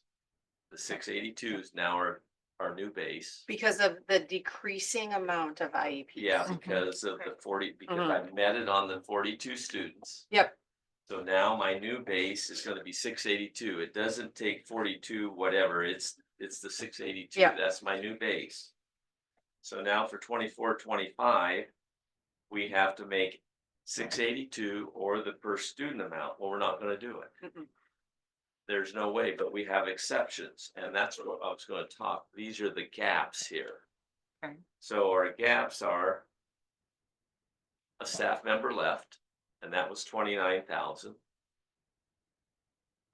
We reduced the OT services. OTs, Yeah. yeah. So Russ, this is one of those where they brought in Presence Learning, I believe, in 2021. And when I looked at cost of Presence Learning versus going to the ESD, it actually cost over $27,000 less to get rid of that contract, Presence Learning, and go to the ESD and use them for their services. And so because of that difference, we were able to take that out of the MOE as an Okay. exception. And another part of the gap was the fencing. So that was 72,000. So there's 129,000. So what that makes it, that lowers us down to 553. So we are going to meet it with exceptions. So now my new base is 579 with 43 students. So it's at 13. So this is where we're at, looking at for the next year, what we have to at least budget the 579, because that's our new base, because we're going to look at 24, 25 to 25, 26. And so we've roughly got it to where it should be now. And this, like our 11% will cover this MOE. Right. Can I ask the question? Mhm. You said the base is the 579, Yes. 830 for next year? Yes. And the third. Yes. I don't want to say and, but. Both the numbers. But both those numbers are now our base, so Right. we don't have to, It's that one of per the- IEP doesn't go back up or anything like that. No. That's now our base. No, that's the December 1st IEP amount. Yep. And that's what Just we making are. sure I understood that's- all of the components This is together. what we're projecting. Now, if something comes in, could change, but this is with staff encumbered and everything.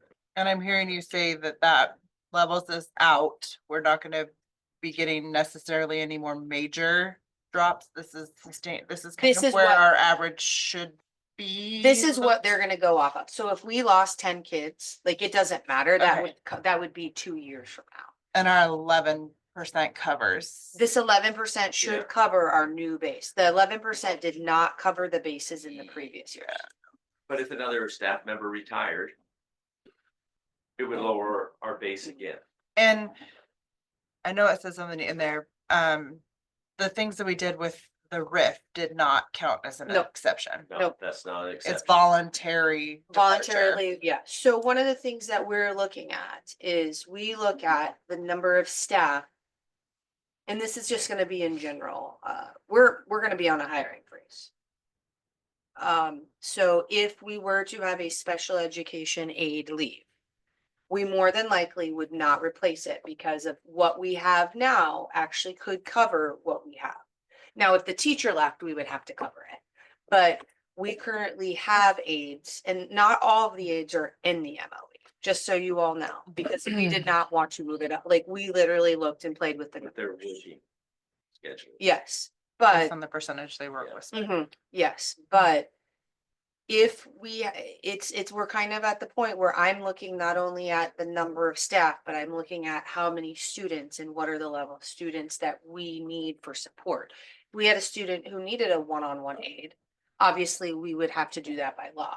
But if we don't have a student who needs it and those students just need that basic, we will work with the teacher and say, hey, now we're down to here. How do we cover everything? So this is not like if a special education aid leaves, we're automatically going to fill it. It's really looking at the needs in numbers.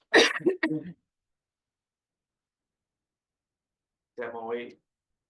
It's a mathematics and making sure you're meeting the law and meeting the needs of the kids. I'm just glad we balanced. Well, I mean, out. my concern here is that, you know, the school dictates students who are on IEP. So what if that's denied just based on budgetary concerns? It won't, by law, you can't do that. And it's not a school thing, it's actually a team thing.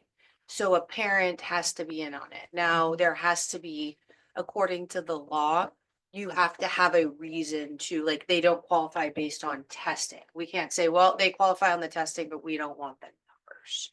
So that's the piece that we walk that fine line. But we won't, if we were ever to say, I'm sorry, we're not gonna qualify you because of numbers, we actually would open up for liability with a lawsuit. Big time. Other questions? There's no motion needed on this one. No, tonight. this is Just mostly for for our Information knowledge. purposes, Yep. because MOE's stated a lot of time to show you where the district is and where we've been, where we're going. And that fence push was a big push at the end of that year to balance us out, if I recall. Is that correct? Yeah. And I'll be honest with you, at that time, when I read the IEPs, there were quite a bit of students who were on safety plans for eloping. Oh, absolutely. Yes, so that was one of the main reasons why that came up. That's I- a one-time expense. Yep.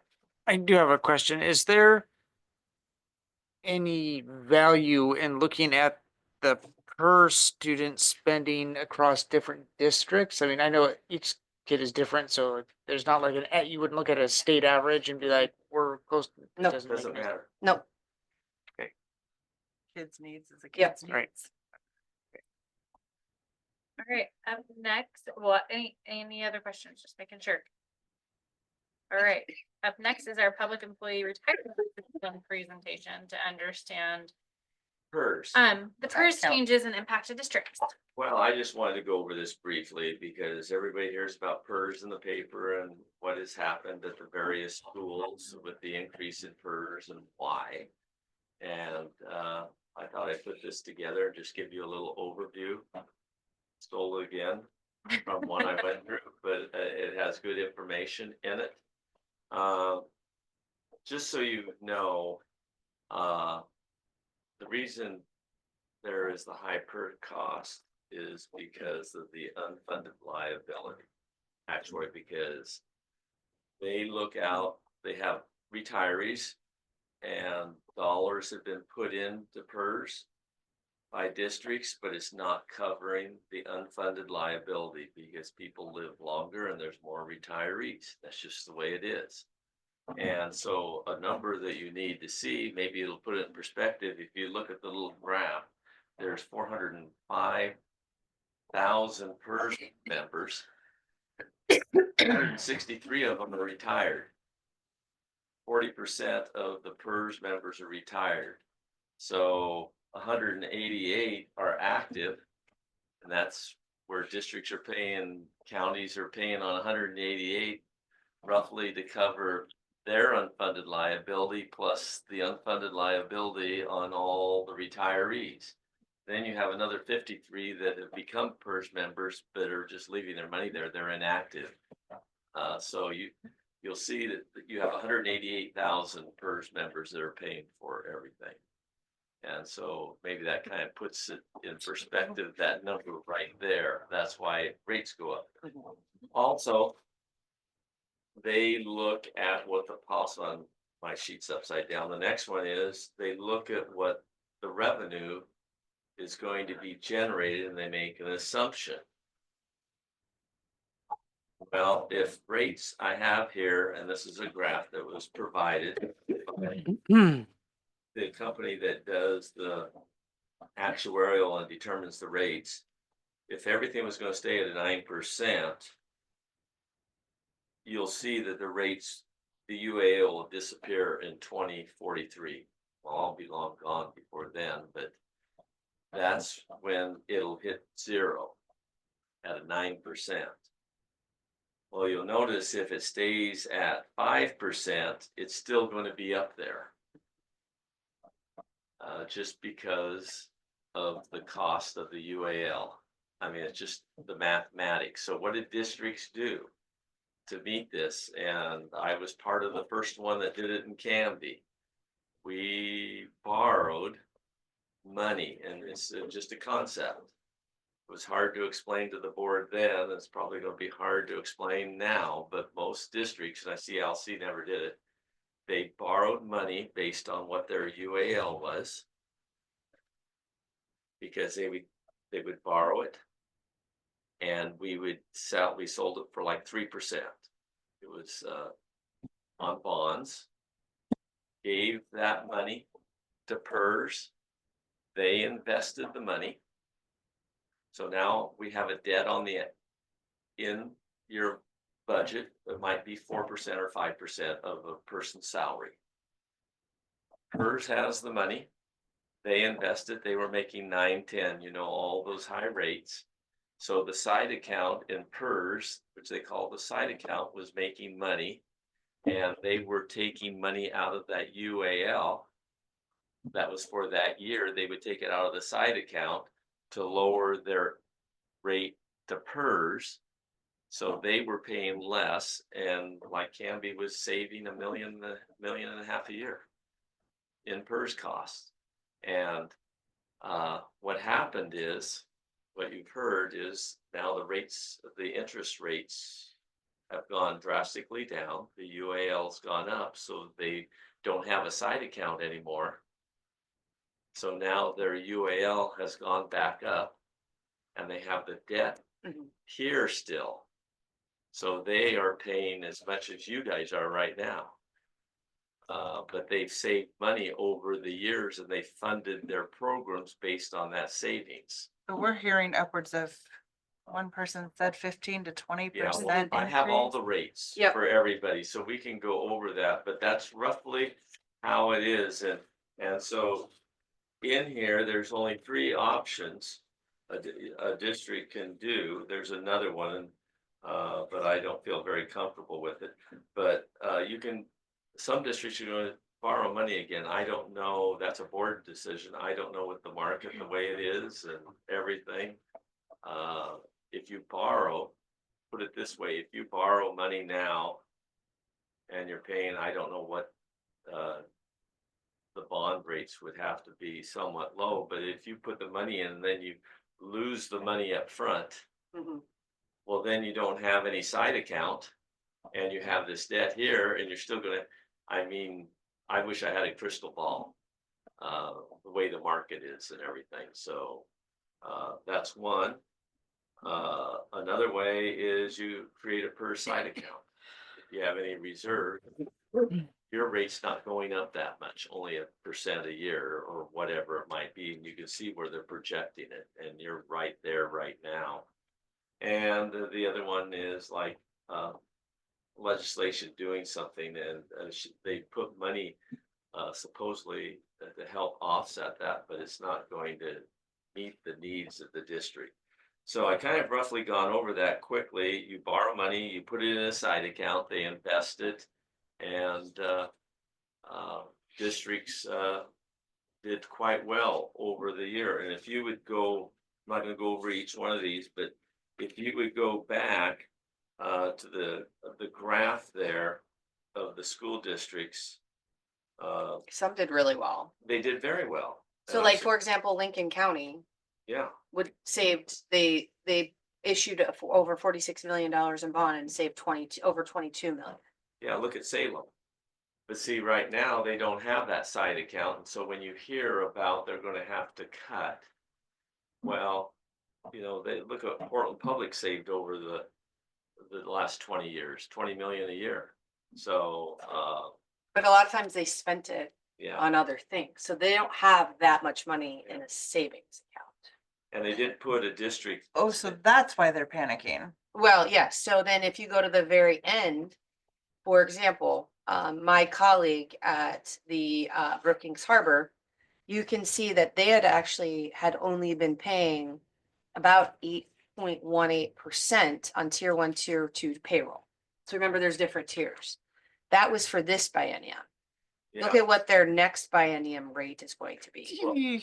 well, it's start with Gladstone, been there, worked there, helped them out for 3 years. They refinanced and they even had zero some years. They were 295 and now it's jumped up to 18.95. So they based their budget, and that's why they're gonna have cuts. They based their staffing and budget on 2.95, and all of a sudden now it's going up 16%. 16, but they still have the debt inside the general, inside their district. So they're almost paying double. They're paying Is more this, than is double. this based on your Well, own no, it's- retirees or statewide retirees? It's mainly based on your own retirement. So like, how many retirees do we have in our district? It's not just now, it's. Yeah, I know, Yeah. but Historical. currently, right, Yeah, I could historically, find out do we have what- like 2 to 3 at a time? I mean, we only have like 12 teachers. I Yeah, can't imagine we so- have. Well, I mean, but we're also doing like secretaries. Well, and- yeah, I get yeah. that, but I mean, like, we can't have like eons of people in I don't know if retirement. it's on your district. It could be in the aggregate. as a Well, whole. because I don't trust aggregates at all with the state. I mean, they're ridiculous. They can't budget anything. I mean, clearly. But anyway, you can see, these are all the districts that have refinanced. You can see what their current rate is and where it's going. And where the district is, we are one of those that's on the next to last page. It's number 3,000 school districts. It's in the middle, near the middle. That's where all districts that have not refinanced. So we're only going from 27.87 to 29. 29.7. So we're only going up, I mean, even though we're still paying 29%, we're only going up about 2%. But when you see these other rates here, just remember, they might have 9 or 10% in their own, where they have bonds Mhm. that they're still paying off. So Gladstone, I do believe, is the one that will be paying the most because of the site account, and they have to come up, I believe, with an extra 1.7 to $2 million next year that they do not have in their budget to cover this unfunded liability. Well, Westland, I just met. with Where is them. LC on this? I don't even see. It's it. under 3,000. We're not on there, just says 3,000 school Oh. district. We're all school districts, Mhm, but yeah, everybody is a little different. mhm, But when you hear about it, because they funded at different times. mhm. It's not that everybody sold at one time, you sell at different times. So like, Well, it all sounds like gambling to me, so. like Brookings Harbor, they started theirs, I believe, in 2008. Well, what do we know what happened in 2008? Housing Market crash. So Mm. she, in my conversations with her, between this year and next year to fund their PERS, they're gonna have to find about an extra 750,000 in their budget. Luckily, they do have some savings. But note that it probably will go up until it actually measures out with everybody else. So like Harney County, you can see is 0 across the board. they did something right.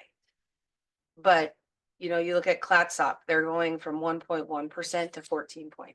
So there's a lot of districts who Yeah. are trying to figure out how you're gonna fund all of that, and that could be as little, like, we're figuring our PERS will go up about 30,000, 30,000. 1.6% is. something like Yeah, that, it's yeah. about 30-something thousand. But you know, you're looking at districts who are looking at between, actually, I think Gladstone is up by. So 3 we're million. having this conversation just educationally, or are we Yep. looking Yep. at? Actually, just so, because everybody hears about PERS, and I said, Chris, I'd like to at least go over it's going up, and you never know, something might come up where they say you wanna go out for a bond. I don't know, districts go together. I don't want you to be in the dark. It was a big table conversation at conference. Yeah. Yeah, And What are you some- gonna and do? a lot of What is your school speculation do? on whys, and so it's helpful Yeah. to have you, Don, explain yeah, it's just, it what objectively. you're not- doing is borrowing money, giving it. Yeah, yeah, but historically we dealt with like 0.1% interest rates for like a decade and a half. That's not historically accurate, right? So dealing with 4.5 to 6.5% is more historically accurate. And when I was a kid, it was 14%. And if we hit 14% in 3 years, nobody's going to want to invest in bonds ever again, right? So, I mean, we're in this fail-safe, and we have a new legislature coming in, but we don't know what'll happen, right? I That's mean, what I say, we don't know yeah. what's gonna Yeah. happen. to me, it's like Vegas odds, right? Anytime you invest, it doesn't matter how safe it is, you're rolling the dice. Mhm. So, Yeah. Yeah. I mean, I'm glad we haven't, but I guess at the same amount, you pay for what you pay for. Well, and I remember I didn't really know what it was, and when I heard all this stuff about site accounts, I called Dawn and said, please tell me. We Well, don't side have a accounts site just account." sounds bad. Yeah. Right? It just sounds like, what's a side Little account? Like, fishy. like, Yeah. a little bit So sketchy. I think, Yep. that's several. Thank you. Krista wanted to know. I figured you were at the same meeting and heard the same thing, so I'll at least give you the information. Well, yeah, it's great to know. Yep. Yeah. And like I Like said, the Needler panic. just so you all know, we don't have one. Like I said, I called Dawn, I was like, we don't have a site account, do we? He's like, no, we're good. And I was like, thank God. And I called Jackie Wilson and asked for that too. Where are we on this list? She's like, nowhere.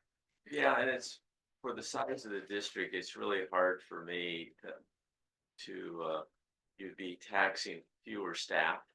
Like a Portland school district has a lot of staff, so the rate per staff members, because what you do is through payroll, you charge their salary a certain percent, put it into a bond reserve, and then you pay it out of that. And so as you're in a declining district, you have less staff, so the rate goes up. And so it's really hard. Mhm. I don't know that they would like that very much. So, okay. All right. Okey-doke. Well, thank you so much. That's a really complicated mess. Yes. All right, let's jump into next item, which is our updated charter agreement, and there is a recommendation form also, so this one will require a vote this evening. But attached is also the previous charter and minutes associated with that charter. I'm gonna let you take it from here. So we had talked about in November that I was gonna work with OSBA about helping us redo our charter. It's due June 30th, 2026. And in my conversation with OSBA, she said it's actually too early to do our charter. There is laws that we have to follow in order to do it. So we would start that process in December or January next year. However, in reading the charter, she's like, your charter's illegal in some capacity. And I was like, yeah, because it still says that we will have 1,300 people and 900 of them will, or 1,200 kids and 900 of them will be online and 300 of them will be in person. We know we can't do that. Because that would make us a virtual charter school. And so one of the things that OSBA helped me with is they actually went through, they also said, in your charter doesn't really look like an actual charter agreement. It looks like a charter application. So she went through and it made it more into agreement. There were things that were missing in there, such as indemnifications and mediation and different things like that. So what I'm proposing is that the board approve the amended charter, and then next December, we will start the process to renew our charter if the board would like to go that direction.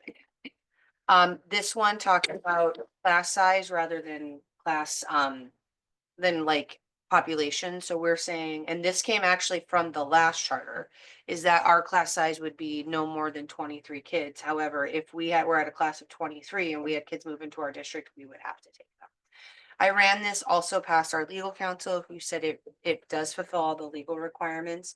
One of the things that I do know in the previous charter that Mr. Gallagher, the previous superintendent, worked with was there was not really a lottery system, a weighted. So that talks about it in here, things like that. So this would make this charter more legal. And then as we go through the process, we will hire OSBA to help us go through it next year to redo the charter, if the board would like to continue as a charter district. Going back into the board minutes, the only place that I could find where this current charter was approved, and I'm just gonna be honest with you, the only place where it shows that it's approved is we're gonna go from a 3 to a 5-year charter. It doesn't even show that it approved the charter. It just says that the board made a motion to approve that would go from 3 to 5 years. So that is where we're at in the. So I am just asking the board to approve the charter as amended, knowing that we will go through this process next year. If the board would like to continue as a charter district for the 26-27. Is there a motion to consider? Sure. I need to read it though. I don't have that. I'll make a motion to approve the amended charter as presented. Motion, is there a second? I'll second. All right, any discussion? Deb, I see you came off mute. Is there any discussion? Nope, I'm good. So what would happen if we decided not to go for it as a charter? So then we would have to go back to having inter-district transfers where school districts could deny students coming in. And what else? Like, are there other like calendar issues, No. 4-day school week, anything like No, that? It's we would more than likely, I'll be honest with you, more than likely we would lose some. I don't believe Lincoln County. Currently, we have quite a few kids who come out of Lincoln County. I Yeah. do not believe they would let that many kids come out, nor do I believe Falmouth would. So we're about, would you say about 50-50, 50 in our district, 50% come out. And if we don't become a charter, we would automatically lose our learn at home. We could not do it.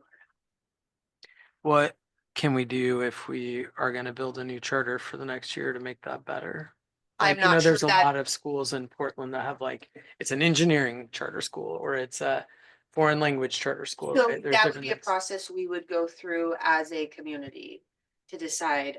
One of the things that I will tell you, I would be super careful about, especially in a small school, is really pigeonhole us to be that, because Right. some people might go, well, I don't really want my kid to go there because of that. I think as we move forward, we need to look at the whole picture as we go, but that would be something, that process we would go through as we Mhm. renew it. Okay. And is that something we could look back to our strategic plan that we have developed when we're working on this charter Yep. next year? Yep. So like I said, this is just to make it a little bit more legal. Yeah, no, no, so- I'm just asking questions because I have no idea. Yeah, Like, and I'm gonna be yeah. honest with you, I've never done that process either. I look forward to doing that process with OSBA. But when I called her, she was like, well, it's a little too early to start. I mean, because can there's this- an actual timeline in the OARs and ORSs. I feel like there's probably a way the state can pull a charter if they want to. Is that just for lack of compliance to the charter They or is that? can. I'll be honest with you, I'm actually surprised they didn't pull the charter. Mhm. I think in my conversations with both the state and my colleagues, the state is not punitive. They want to work with you, which they did really work with this district when Mr. Gallagher came in. But in conversations, because Don and I had conversations with the state, Mhm. ultimately they want it to be right and they want to do whatever they can to help us get it right. Okay. But one thing I noticed that this amended one doesn't look anything like the old one. But I also don't have all these questions about like, why is that in there? Like, this seems like kind of boilerplate. Is that the intention? Yeah, There's kind so, of a placeholder until we go and do it all. so the old one I was told was more of an application. That was not a charter. Mhm. And so this one, OSBA had worked with a couple other districts and this is kind of, he actually kind of took theirs and then her and I sat with Dawn. Laura, was it you or Dawn who sat? It was you. We sat with her and talked about what things we want to be in there based on what we have, knowing that when we redo the process, that it could change, but this would just make it. Mhm. I was reading this, I'm like, it doesn't seem like there's that much LC specific stuff in it, but I'm guessing that was the intention. It's just to get this in there to make us legal until we get a chance to Mhm. do our own Yes. thing. Okay. And I mean, it talked about like, I'm not even sure, like, again, I'm not a huge charter expert in any way, shape or form. I did run this past our legal. And she was fine with it at the time. And then she said, as you move on to your next charter, if you guys decide to do it again, then she would work with us. There were some things such as, and again, I don't really know what's in a whole charter. That's what I'm gonna start learning. But yeah. Like I said, our old charter said we would have 1,200 kids, 900 online. But also said that everyone would get an iPad or a Chromebook. It didn't give them any leeway for like, if something else came out that was better, we're not allowed to use it. Yeah, it just 'Cause literally in said in that. the charter, you had to use this Yeah. brand. I'm like, Yep. that's Yep. odd. I'm all for being more legal. So. Yeah, I'm happy to have something that looks I want legitimate. the iPad Air. I do look forward to being able to put some more standards within it though.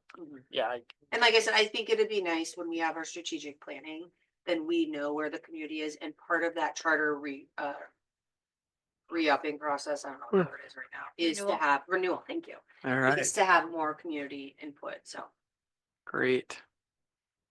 and then at that point, how far along will we be on our strategic planning process? Well, when hopefully we- you will have your Good. priorities set, and then Good. we can build off the. So we can have at least something to look on Mhm. when we're Yep. doing this chart.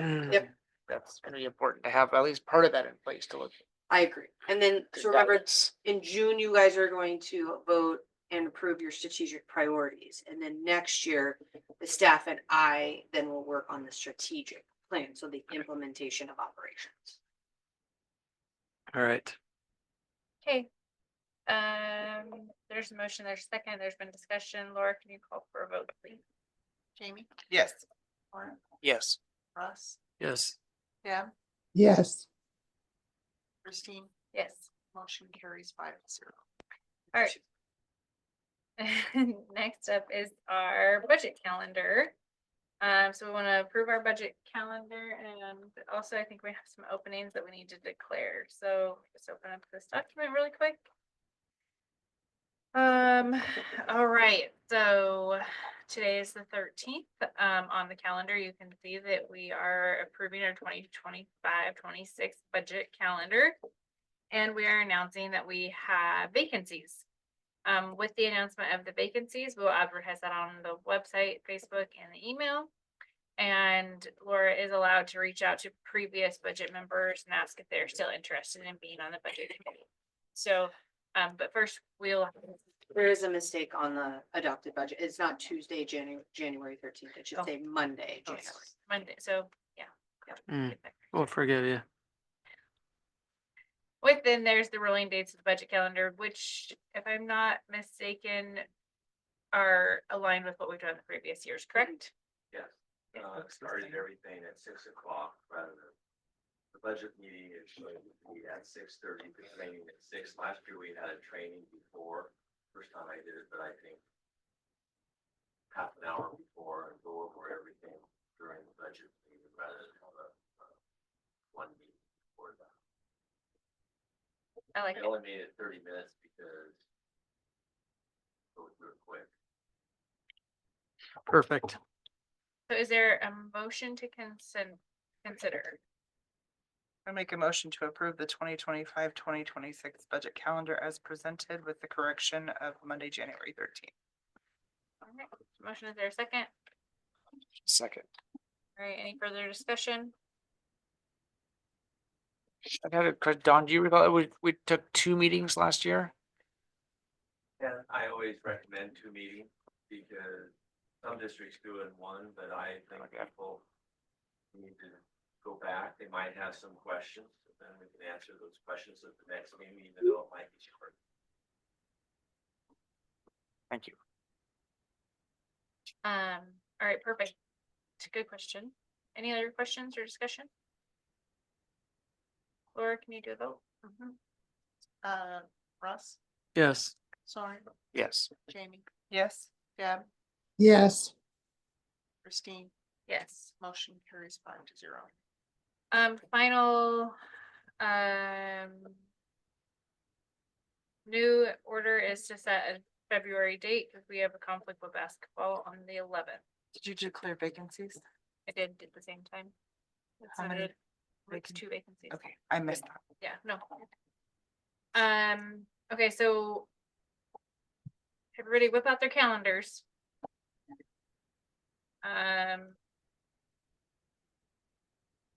Monday, Wednesday. So the big The 10th as issue, well. yeah, the big issue is on Tuesday. We have a home basketball game. And if I remember correctly, it might be, no, it's the second to the last home basketball game. My suggestion would either to do it the 10th or the 12th, to not do it the next week, because it's basketball playoffs and who knows how that's gonna go. And then this would be one where we have the auditors, correct? Yes. We'd invite the auditors. Okay, thank you. I still have it as the 13th on my calendar. Yeah, I say Monday. That's better for me, but I'm good on Monday. Good on Monday. Deb, Monday the 10th. Sure. Lauren? I think so. My kid has karate at that time on Mondays. But as long as, today. yes. As long as Amy can take him. I don't have, I have two calendars. I have my school board calendar here and a paper one at home. So I'm gonna say yes. I'm sure I can work it out. Okay, and remember that, that meeting will be an executive session at the end for my self-evaluation that I'll present to you all. All right, so is there a motion? I'll make a motion to move the meeting from the 11th to February 10th at 6 p.m. Second. Second. My brain was just on it, but Laura, you wanna do a roll call vote? It's getting late. It's already 8. Sorry, guys. Deb, Yes. Russ. Yes. Jamie. Yes. Soren, Yes. Christine. Yeah. Motion carries 5-0. Maybe we Alright. should just move them all to Monday night since it seems like that's the night we keep having them. Just after those holidays.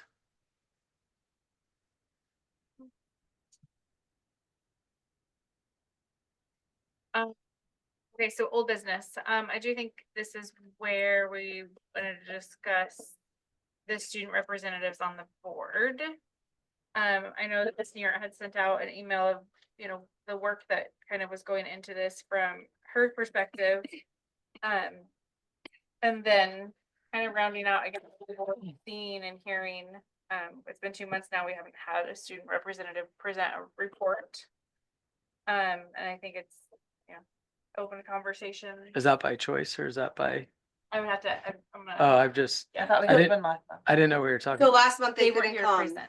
And this month I sent out an email and asked for anybody to volunteer and Volunteer. nobody did. Okay. Gotcha. So I guess the question is this still something the board wants to continue to push forward on, or? I mean, my question that I bring up to the board is this really where our priorities land, or do we need to get like our strategic plan in place and then? look at what I we're think, doing? I think we should work on a strategic plan that includes a student board possibility, whether it's quarterly or biannually or monthly. I think that's something we have to talk about. I mean, we're in a very small school. And I think maybe that's not going to be important to the students. I don't know. But I think it should be important to them. If it's not important to them, then we're Well, and I think too, one of the hardest. beating the pieces- wrong drum. And one of the hardest pieces, I think, is that we need to pick, you guys. need to Right, pick right, one. right. Because that way it's easier for Laura and I to work with one, but I'd send it out and it was, we sent it out on Monday, we didn't have school Tuesday, so really the students didn't check their emails till Wednesday, but nobody even emailed to say, I'd like to do it, I just don't have the time. I think Yeah. if the board was able to pick a student who they knew when they had to be, it would be easier for Laura and I to actually, for lack of a better term. I mean, yeah, or we could pick one and an alternate or one, a chair and a coach, or what, not calling them a chair and a coach. Okay. But you know what I mean? Like, I don't know. You know what? When I was in high school, I did things better in twos. I think it might be a little daunting to have to do it alone. But I think if you had a representative of two, like maybe an upperclassman and a lowerclassman. But if it's hard to get one. I kid know, there, but I how are mean, we if to we get did it two? as an invitation for the future, like maybe, I don't know, like, yeah, I know Jamie's pretty passionate about it. I was pretty passionate about it, but I also understand that, we can't even find time in our schedule half the time to have a work session, so. With the structure, it's really hard to stand it up and support it, in my opinion, and just asking. To me, it's kind of fluff. Right. We don't have student government. We don't have student direction in a lot of capacity to be it right Ugh. now, the way it is, in my opinion. I love the feedback. I want to hear their ideas and their thoughts, but I want more. I want more, not just the fluff of what's happening with the dance or sports and stuff like that. We're getting that in some of our other reports. I really want to know how they feel the hallways are, what they need from us to support their education, their That's hard though, success. because the hallways are operational and out of our scope too. So my question though, then would it be better to do surveys where I can bring you the data about the surveys versus having somebody sitting here and go, well, I kind of told you how it was, or, you know. I think especially morale when- surveys are easy to conduct, right? I Like, mean, we're those are gonna do like- one tomorrow actually on the strategic plan. I Right. guess I would personally love to see it how it's designed in other districts where they legitimately sit down and have conversation with us about big things. And even if it is operational, they're still giving us a student perspective on big things in the district. I don't know that we're there yet, obviously, and I don't know how to get us there, but I think it needs to be a part of our goals to Yeah. hear that voice, because that is the voice we're all behind this table for. So that's my perspective. I don't think we're there yet. We're not a Portland Public. We're not a Salem Kaiser. Maybe they Maybe just it don't is feel worth we putting have it any into the big issues. strategic plan and writing it into that space where we actually have time to discuss the strategy around it rather than trying to Yeah. cram the strategy into a board meeting. I mean, I think with best of intentions, we've tried to be like, okay, how are we gonna do this in our Yes. 2 to 4 hour board meeting? But maybe the better option is to really write a strategy out for it. which was my presentation from the beginning. So I would agree with that statement. Yeah. I mean, I think we should have assignments for the strategic planning session for each board member. Like, I'm just not gonna lie. I can't focus on everything, but I could sure focus on a few things. I'm not saying maybe just one person per assignment, but I'm saying like maybe to get the most out of that meeting, you should, Christine, Soren, whatever, send out some homework like, okay, Russ, I want you to think about these areas. Jamie, maybe based on that, or maybe we can have a quick like conversation about those areas. But I think I have this fear of the strategic planning session being like all of us trying to think through it at the same time. And I know how I am when I get on my tangents. You want Vince, I mean, I'm not gonna send that out, but Vince is Laura, organizing or Vin- that. yeah, let I would say Vince- Vince is organizing that. so Maybe we he could can ask set for out the him to- categories and Yeah. then we can chime in like what we're interested in kind of diving deeper. That would, Well, and I I- mean, if that's something that for the organization of it and being prepared, that would be. Yeah, because I mean, I think one of our biggest fails, I'm the chief, fail, is when I get on a tangent and I get passionate about something, I just run. Jamie, I wasn't gonna call you, but we're number 1 and 2. I think this way, if Vince put it out there, like, hey, we got these 10 categories. Which ones of them would you guys like to think about ahead of time? And maybe someone doesn't want to think about anything on that one, but I mean, that way I think we come in a little bit more prepared. Well, maybe somebody doesn't want to think about it, but that doesn't mean that somebody Right. else doesn't. wanna Right, think about right, that's what I So, mean. like, to the voice of the board, we all have a voice Right. then, right? Yeah, And Um, maybe that's something we should say that we want, but wait to make that decision until after we get our data. Yeah. Our yeah, survey data. sure. One thing Yeah. I will say is that I was very skeptical of the process the first time I crossed paths with Vince, like in the superintendent selection process. I was very skeptical. Turns out it worked. Yeah, well, we didn't go through that, Jamie and I, but I I'm did. not saying Vince is bad. The meetings go well, but I think strategic planning as a board with our strategic goals it takes a little more thought than in the moment writing on a sticky what my thoughts are, because oftentimes I go home and I think, oh, I should have wish I would've mentioned that. Or my wife will ask me a question a few days later about something in school. I'm like, oh yeah, that would have been like, I did the survey, I read it and I was like, oh, this would have been a good question, right? Like, like sometimes we just, and we made the questions, right? So I think, I'm not like, I may not even look at it, honestly. I'm so busy. I'm just saying that I would like the opportunity at least to think through it before the meeting. I think everyone else would too. Well, I think this is a good conversation to have with Vince at the Sure. 29th and Yeah. then say, Yeah, you know, for how the- do we look at all these and then, if we you're do some- passionate about student voice, you know. But remember, you guys are setting the priorities. The plan Right. is comes in through Right. the staff and myself. Okay, so Yeah. back to student representative, like just Okay. that topic. I think there's a desire, I hear a desire still to have it, right? And a desire to build it into our strategic planning.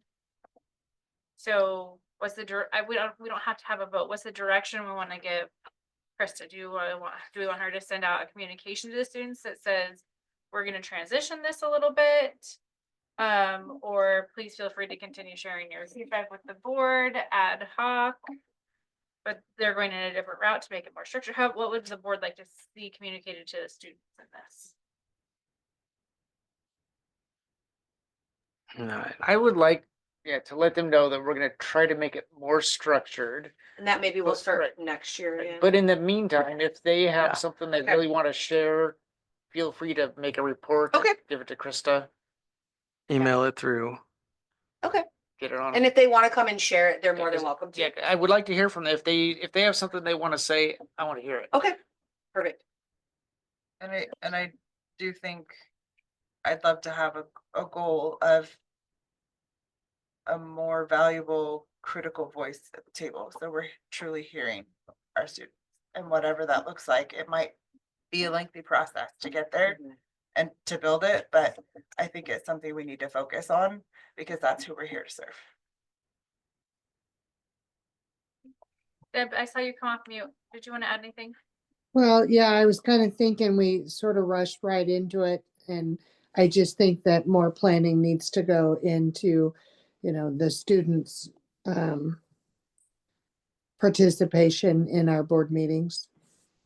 Yeah, I think like with all fairness, if Krista sent an email, does anyone have anything to share? It would have been a lot better to get an email, you know, a week and a half earlier saying, okay, you've been selected. These are the points we're going to talk about. And would you like to add value on any of these? Come prepared. What, you know, I mean, we're asking a student to do something that they have no idea what to do unless we give them some guidance. Mhm. And like when we offer the guidance, like share what it's like to be in a K through 12 school, they were like excited about it. But I think without giving them that little lead, it's really hard. I wouldn't want to sit in front of a group of adults on the school board and try to share my thoughts without some kind of, and that takes work on our part, right? That means we have to be prepared. We have to do our due diligence and help them succeed. So I'm all good with trying to make this happen next year more effectively, not abandoning them. And like Soren said, hey, you're welcome to come and share if you feel compelled.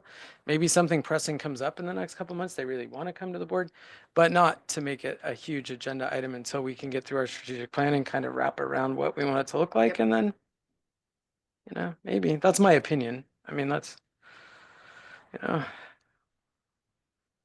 plus kids are like us. One day they're really excited about something, the next day volleyball starts or something, you know, like, you know, we get distracted.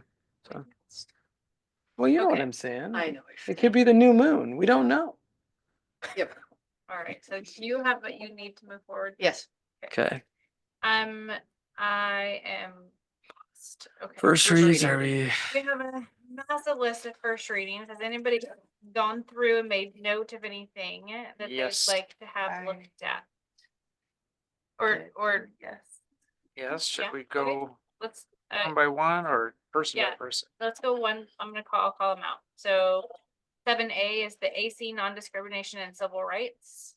Anything highlighted is by law what we have to have in there.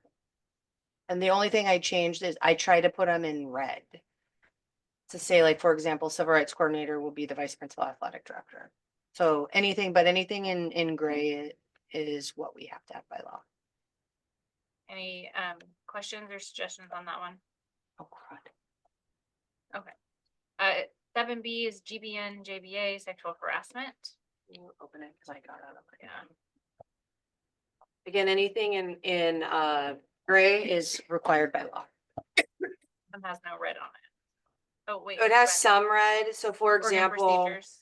like reports, so like Hmm. I haven't put name position into that because obviously we did that last year and they left. So we would put the name procedure on our email.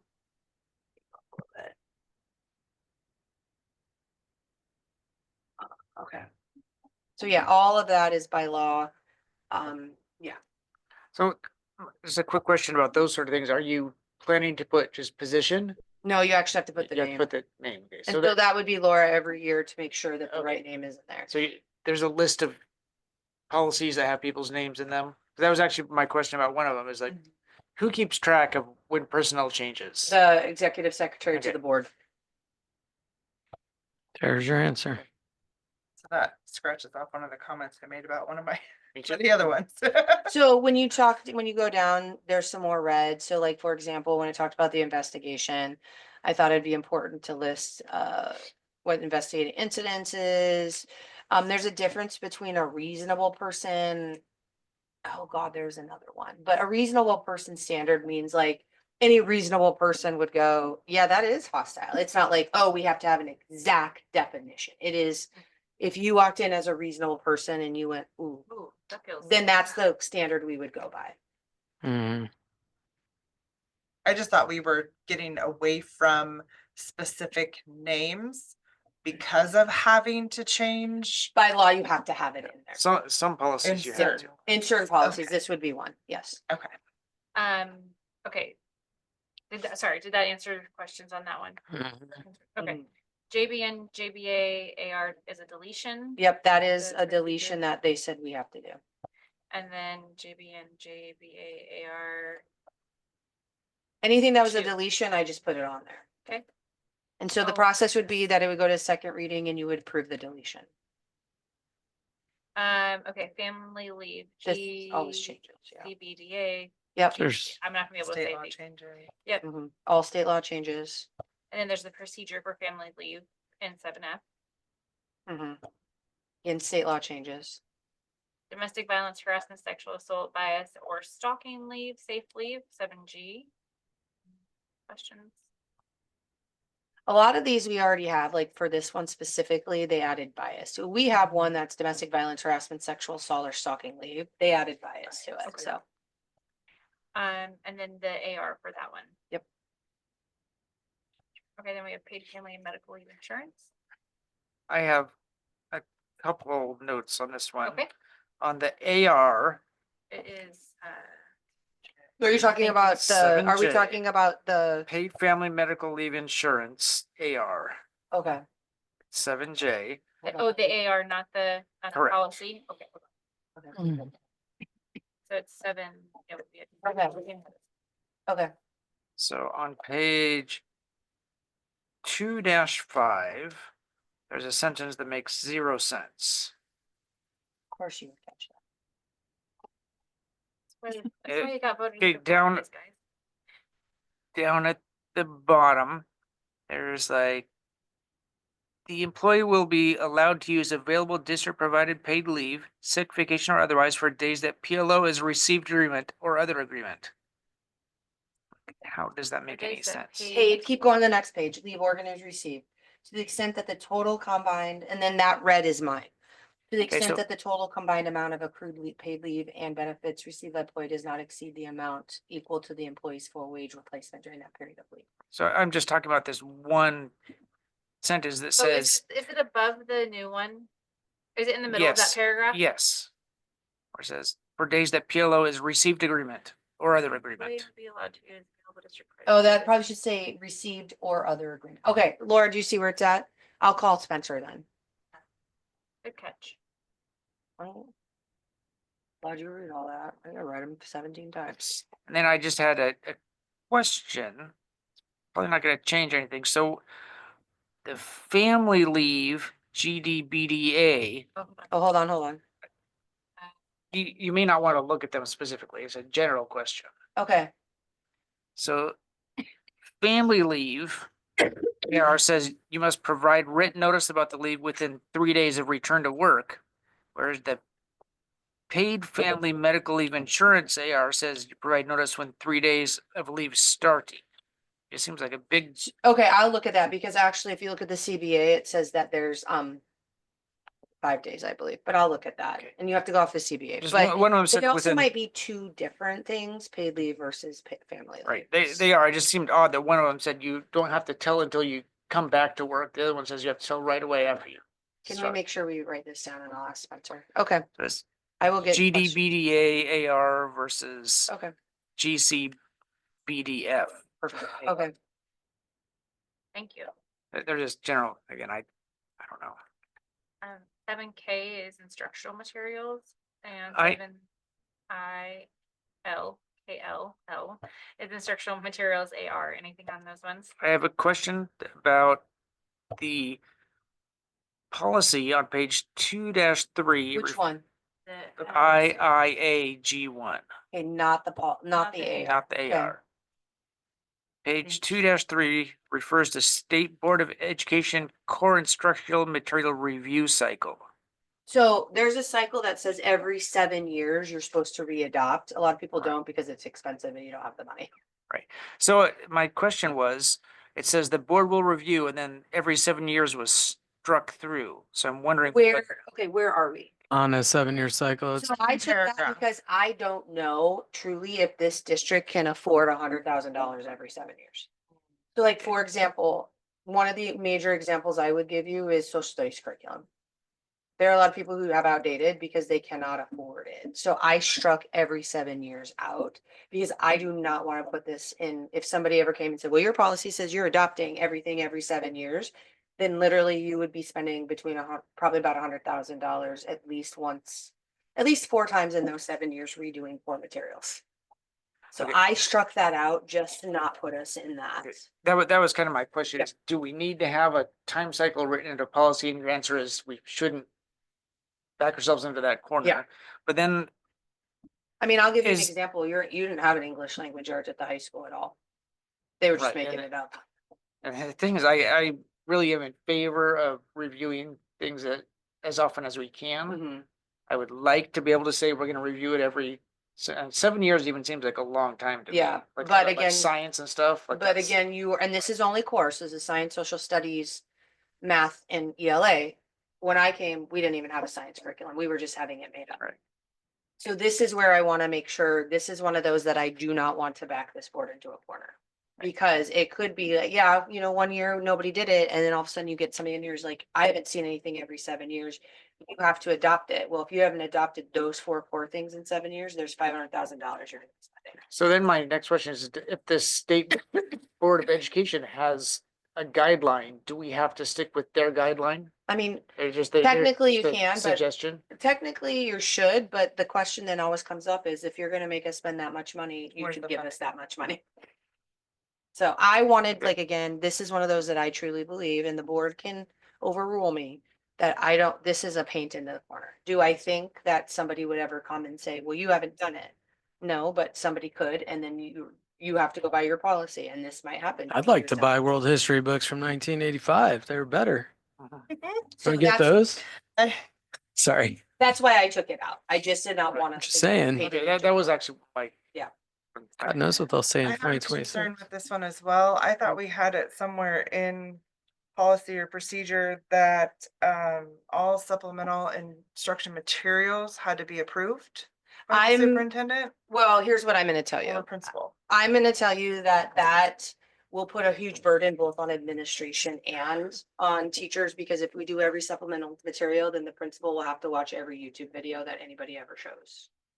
And so I think, and this is my personal opinion, if we want our teachers to act as professionals, I believe that they need to be treated like professionals. I think And that so- has our Heine hanging over a limb big time. We've I- seen it in other districts nearby. I don't disagree, Well, but I I also think mean- that that's an expectation to go through, because I think when you start saying that every supplemental material, then you're asking me to literally have me or whomever else there will be, and I do not see for the foreseeable future that you're gonna just have a principal, that you're gonna literally have every teacher have to walk in and show them every single thing. You're gonna tie their hands for everything.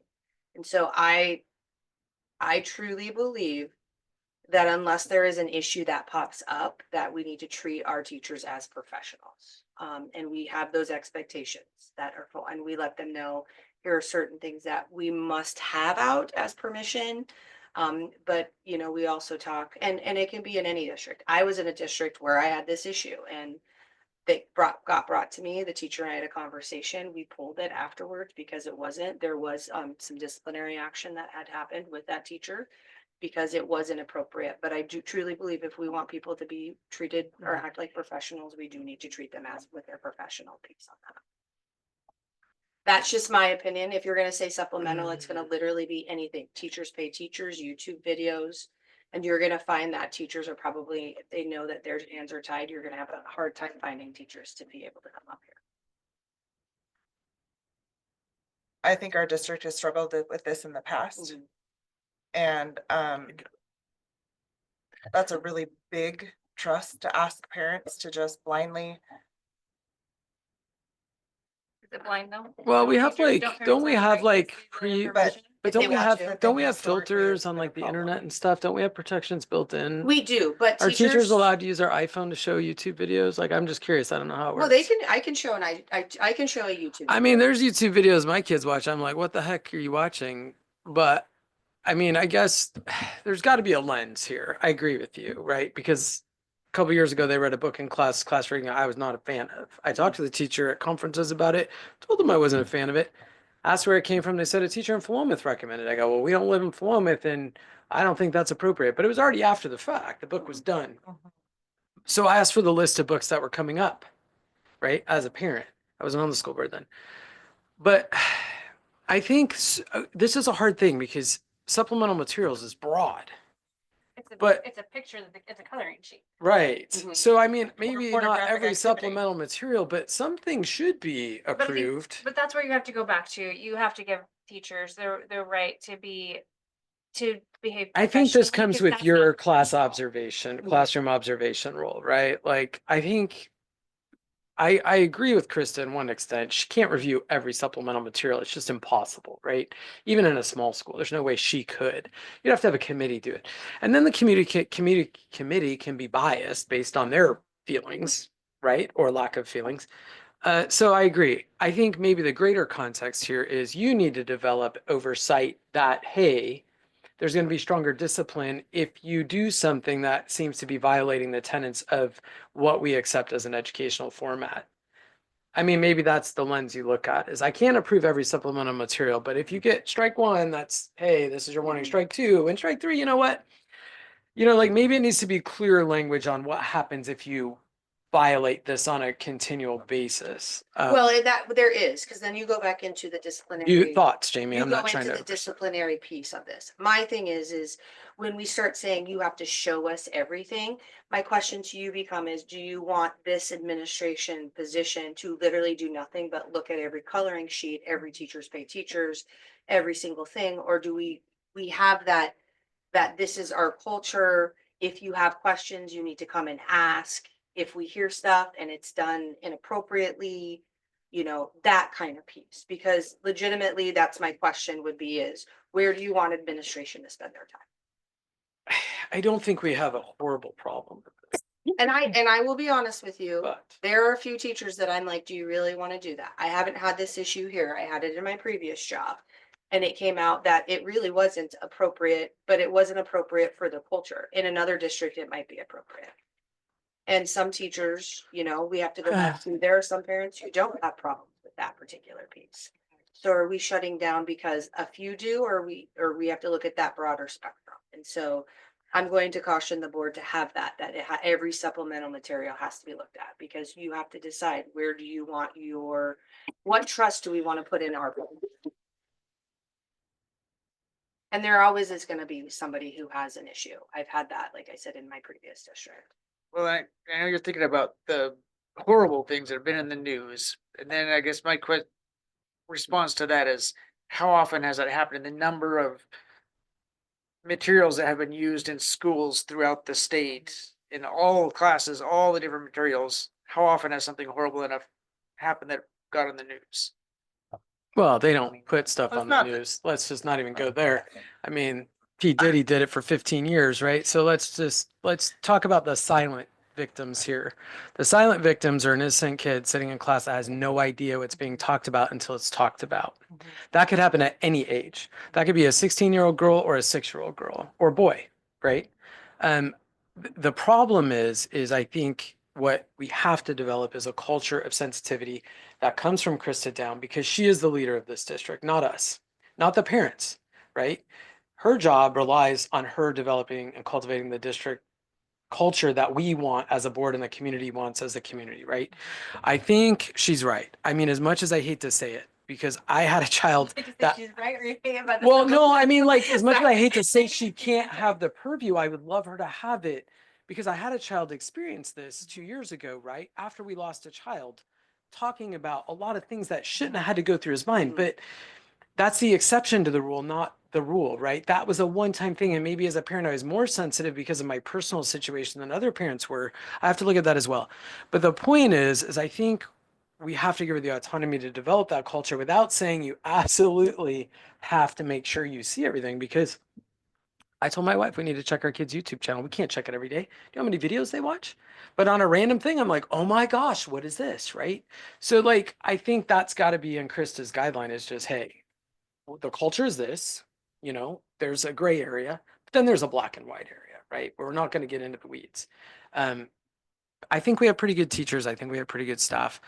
I think I'm okay with it, but you're right. I still believe it's a difficult topic because if it happens to your kid, you're going to be livid, right? And one of the things I will And tell so you will I. is that the children will tell everything if they think it's not right. And a lot of times it's just about the administrator, again, knowing what's happening in their classroom and listening. But there I is don't a seating. necessarily say that's the case. Yeah, I don't because- either because there's a Some of seating. them aren't brave enough Right, to speak up and say, I'm uncomfortable. right. But a lot of times I will tell you, information that I've gotten is not a kid coming to me to say it. It's me just listening to what's being said in the hallways. And also maybe a kid going, hey, I don't know what's going on, but I just wanted you to know something's happening over there, and being like, hey, can I see what you're doing? And I'm gonna be honest with you. The one incident that I had was not a kid coming up to me telling me that they were uncomfortable. It actually blew up and it came in the form of a discipline referral. And as I investigated the discipline referral and started watching the video of what happened, that's how those things came up. It wasn't somebody coming and saying, I was uncomfortable that this was being said. It was, there was some issues in the classroom. It came to me, and as I did it, then I was like, let's talk about the root cause. Well, it all comes down to culture. I wasn't involved in hiring Krista, but I think she understands the culture we want at LC. And I think I have to trust her with that. And I think in the world of technology, the way we live today, it's just virtually impossible to have that oversight like we would really like. And more so, you have to have trust of your teachers that they have that oversight. And there's always going to be one or two that are going to, it doesn't matter. And it may happen every 10 years, but it's just one of those that I think we have to treat them like professionals in some capacity. But we do still have the expectation with certain levels of health curriculum and Oh, stuff that's state law. That's that- state law. parents' right to know when those types of things go out. That is state law. That's where There's- you most commonly Mhm. have the issue with supplemental. Yes. Mm-hmm. And for me, if somebody came to me and said, this is what's being said, and I would have that conversation immediately. Yeah. But that is state law, that if we were talking about certain things that you have to send home, requirements for that, like permission slips, for lack of a better term. Opt-outs. Yep. Thank you. Opt-outs. Yep. Okay. I don't know where we are. Yeah, we're on Instructional 2A G1. More instructional I have a material. question about that one. IIAAR reconsideration of core instructional material talks about having a committee. It says it requires an annual appointment of 2 community members by the board. So we have to annually appoint these people. When do we have to do that? And can it wait until this committee is formed? Yeah, or that's what I would say. Good. I would say if there's an issue, so if somebody came, for example, we do the 30-day, right? And somebody came and said, I do not want this, or if in the ELA curriculum, there was like a couple books that you guys, somebody came and said, I have a problem with, rather than saying my decision, you would have this for. And this at committee. that point, we would appoint the 2. Yeah, committee that's what members. how I read it, yeah. Then if it Yeah. drug on to where we kept having to use this committee for a year, then we would reappoint people. Yep. Okay. Cause I just don't want to have that become like a thing we Nope, I think, forget to put on our calendar and. nope, I think it is, if there's an issue, then we go into our policy. Okay, 7M replaces 7N. Oof. Graduation requirements. This is the- IKF. Yep, this is the update where it has the certificate of attendance versus an alternative diploma. And it also adds in the 1/2 credit personal finance, 1/2 credit. I personally, and this is me, I change it to say instead of 24 credits, it would be 25. I agree with that. So I had on page 5-9, there's a red highlighted section. Mhm. Says, which must include an adult student. But they're talking about student between 6th grade and 10th grade. Okay. Is there supposed to be a comma? Is it just a missing comma? Shall decide. Maybe, let me talk again, that, yeah, because what it's talking about is shall decide. Yeah, must an adult, comma, student, so Okay. let me It's email on it's the- just a comment. Yeah. Comma. Good. My guess is that, yeah. So ultimately, what that's saying is if you put them on a modified diploma, you cannot wait till the May before their high school, like they graduate to put them on a modified diploma. Right. So that's what that says, but I see where you're at. I was just like, I how are also you gonna might have find done- an adult student? in I this? also might have deleted that, something in there, because I read so many of them, Mhm. so, IKFB is the graduation exercises. hold on, let me see what that is. That's the cultural Yeah. significance, attire. And pretty much what I went through is I went through what we have currently and highlighted in red what we have, except we don't have a district valedictorian, I put school. And that I also put, it said, in our policy, it said the appropriate graduation programs may be planned by the senior advisor. I'm just putting school administrator who can delegate as needed. So, okay. Artificial intelligence. Anything on this one? Yes. Go ahead.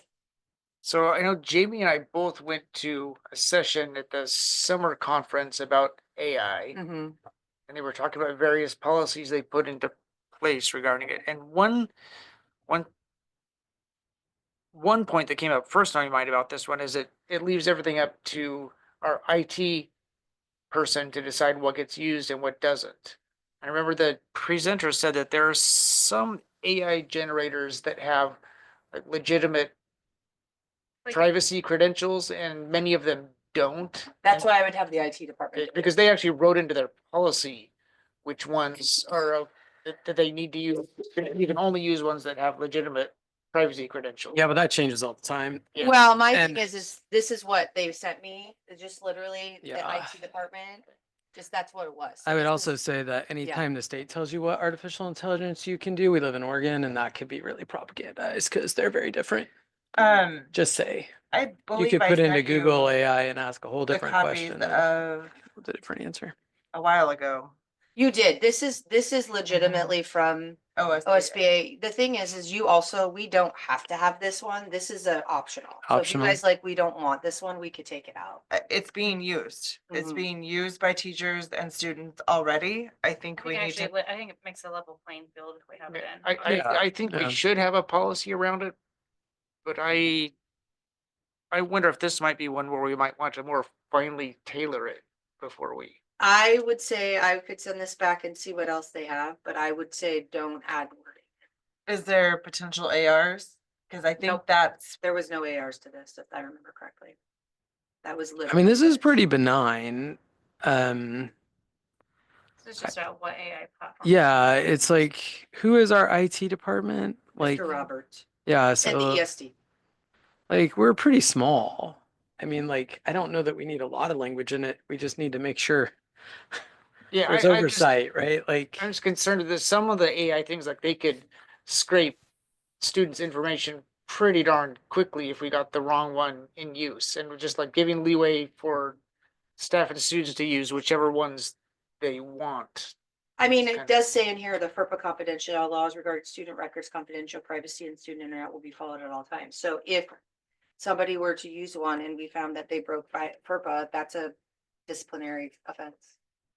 yeah, I mean, I just got an really- email so from there's my somebody checking. son's school in Portland just sent me an email today that they had a violation by someone with malware that hacked into their student system and Yep. shut it all We down, actually right? just got that too. Luckily, So- it's not our student system. Yeah, so I mean, like, I don't think it's just AI, right? Like, the thing is, schools can't be storing student information on those platforms. And if the kids are using AI, their personal information should not be on those sites, right? This is like not in their educational records. This isn't in their files. This is like a classroom, right? AI, But And it's not on, that's it's my not on question their is what, Chromebooks, things like that. Like right?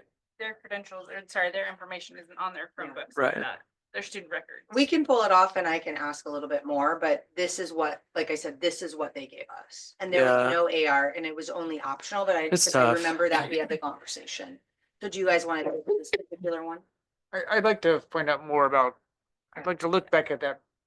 The policy we looked at over the. Yeah, we over can the have a summer, just second. Because again, they Okay. limited the tools that were available for use because there were concerns with some of the tools being dangerously exposed to. We're gonna see so much change in the next Mhm. 6 months on AI. It's not even. Yeah, funny. and actually, So that's the one thing they did mention in that whole thing it's- was by like, summer, this will all don't put be too much like, into your policy Yep. because it's gonna yeah, change. Yep. this will all be like new. So Right. Okay, Okay, so IKJG something. G, no, just IKJ. man, That, IKJ. that's Oh. not, tell me more. okay. JBA, GBN, sexual harassment. That was all new language from the law.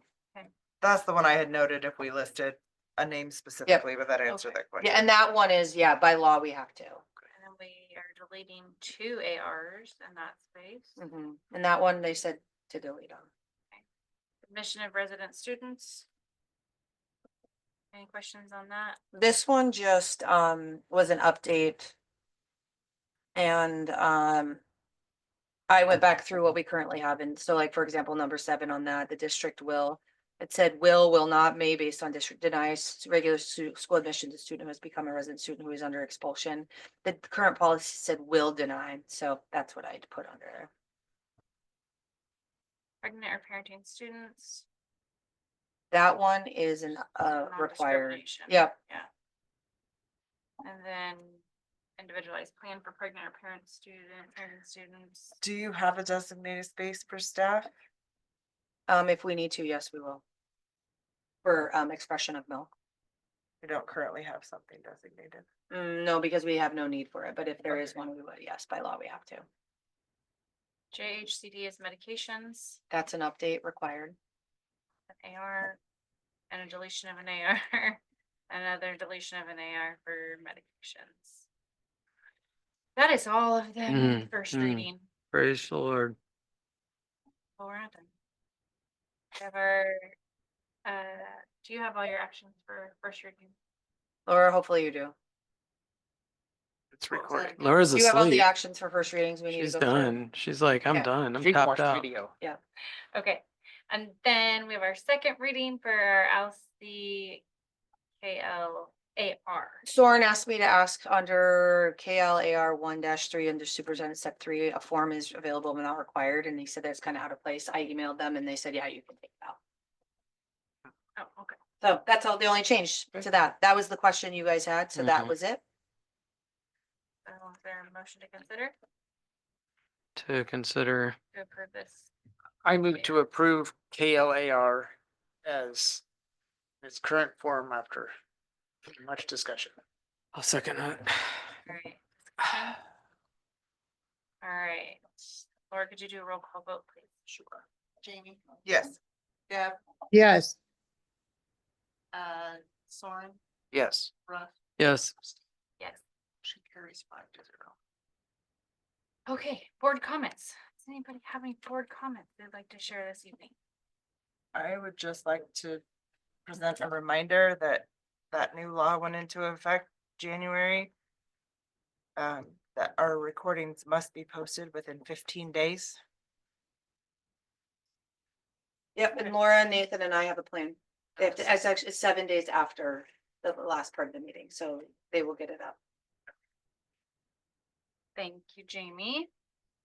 Deb, I'm just gonna call on you really quick. Do you have any board comments?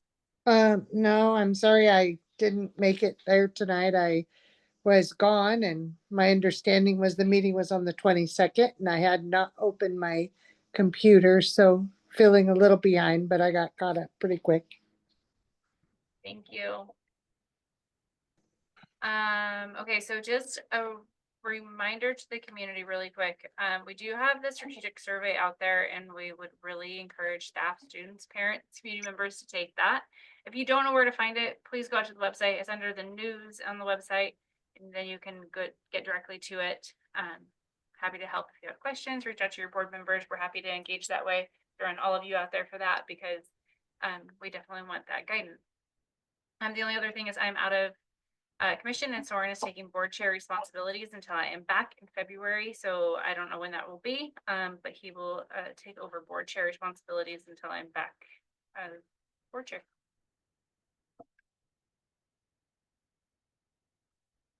And then we have future agenda items. Oh, sorry, yeah. Do we have any future agenda items for the group? So tired.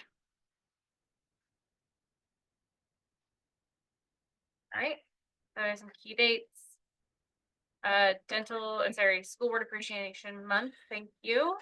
Maybe for K through 12 is January 15th. We have no school on January 20th. And the second quarter for semester is January 23rd. Please don't forget to send your kids to school that last week so that they can take their finals.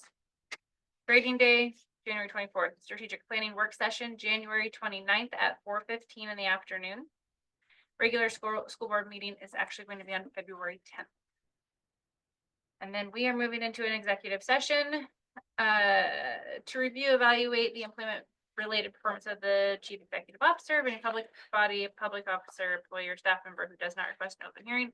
ORS 192.6600.21 L. And we will be back. We'll come back into open session afterwards. Oh, we'll have to leave those on. This step will come into executive session in our other meeting. Are you sending me a link for the exec session? Yes, I'll email it to you right now. I'm like, you're my back last night. Okay, I'm I'm gonna gonna log out. do a rest. I'm gonna rest.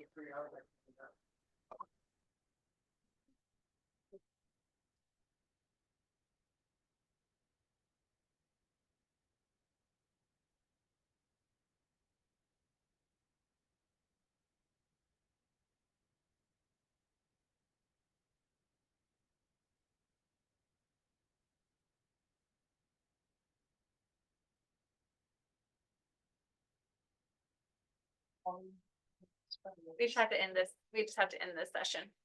Okay. Okay. I think cake's on. Should have been smart like Jamie. Come grab the cake before I cut it so I can take a picture of it with you. I'm not taking my picture. You all are taking a picture. Really.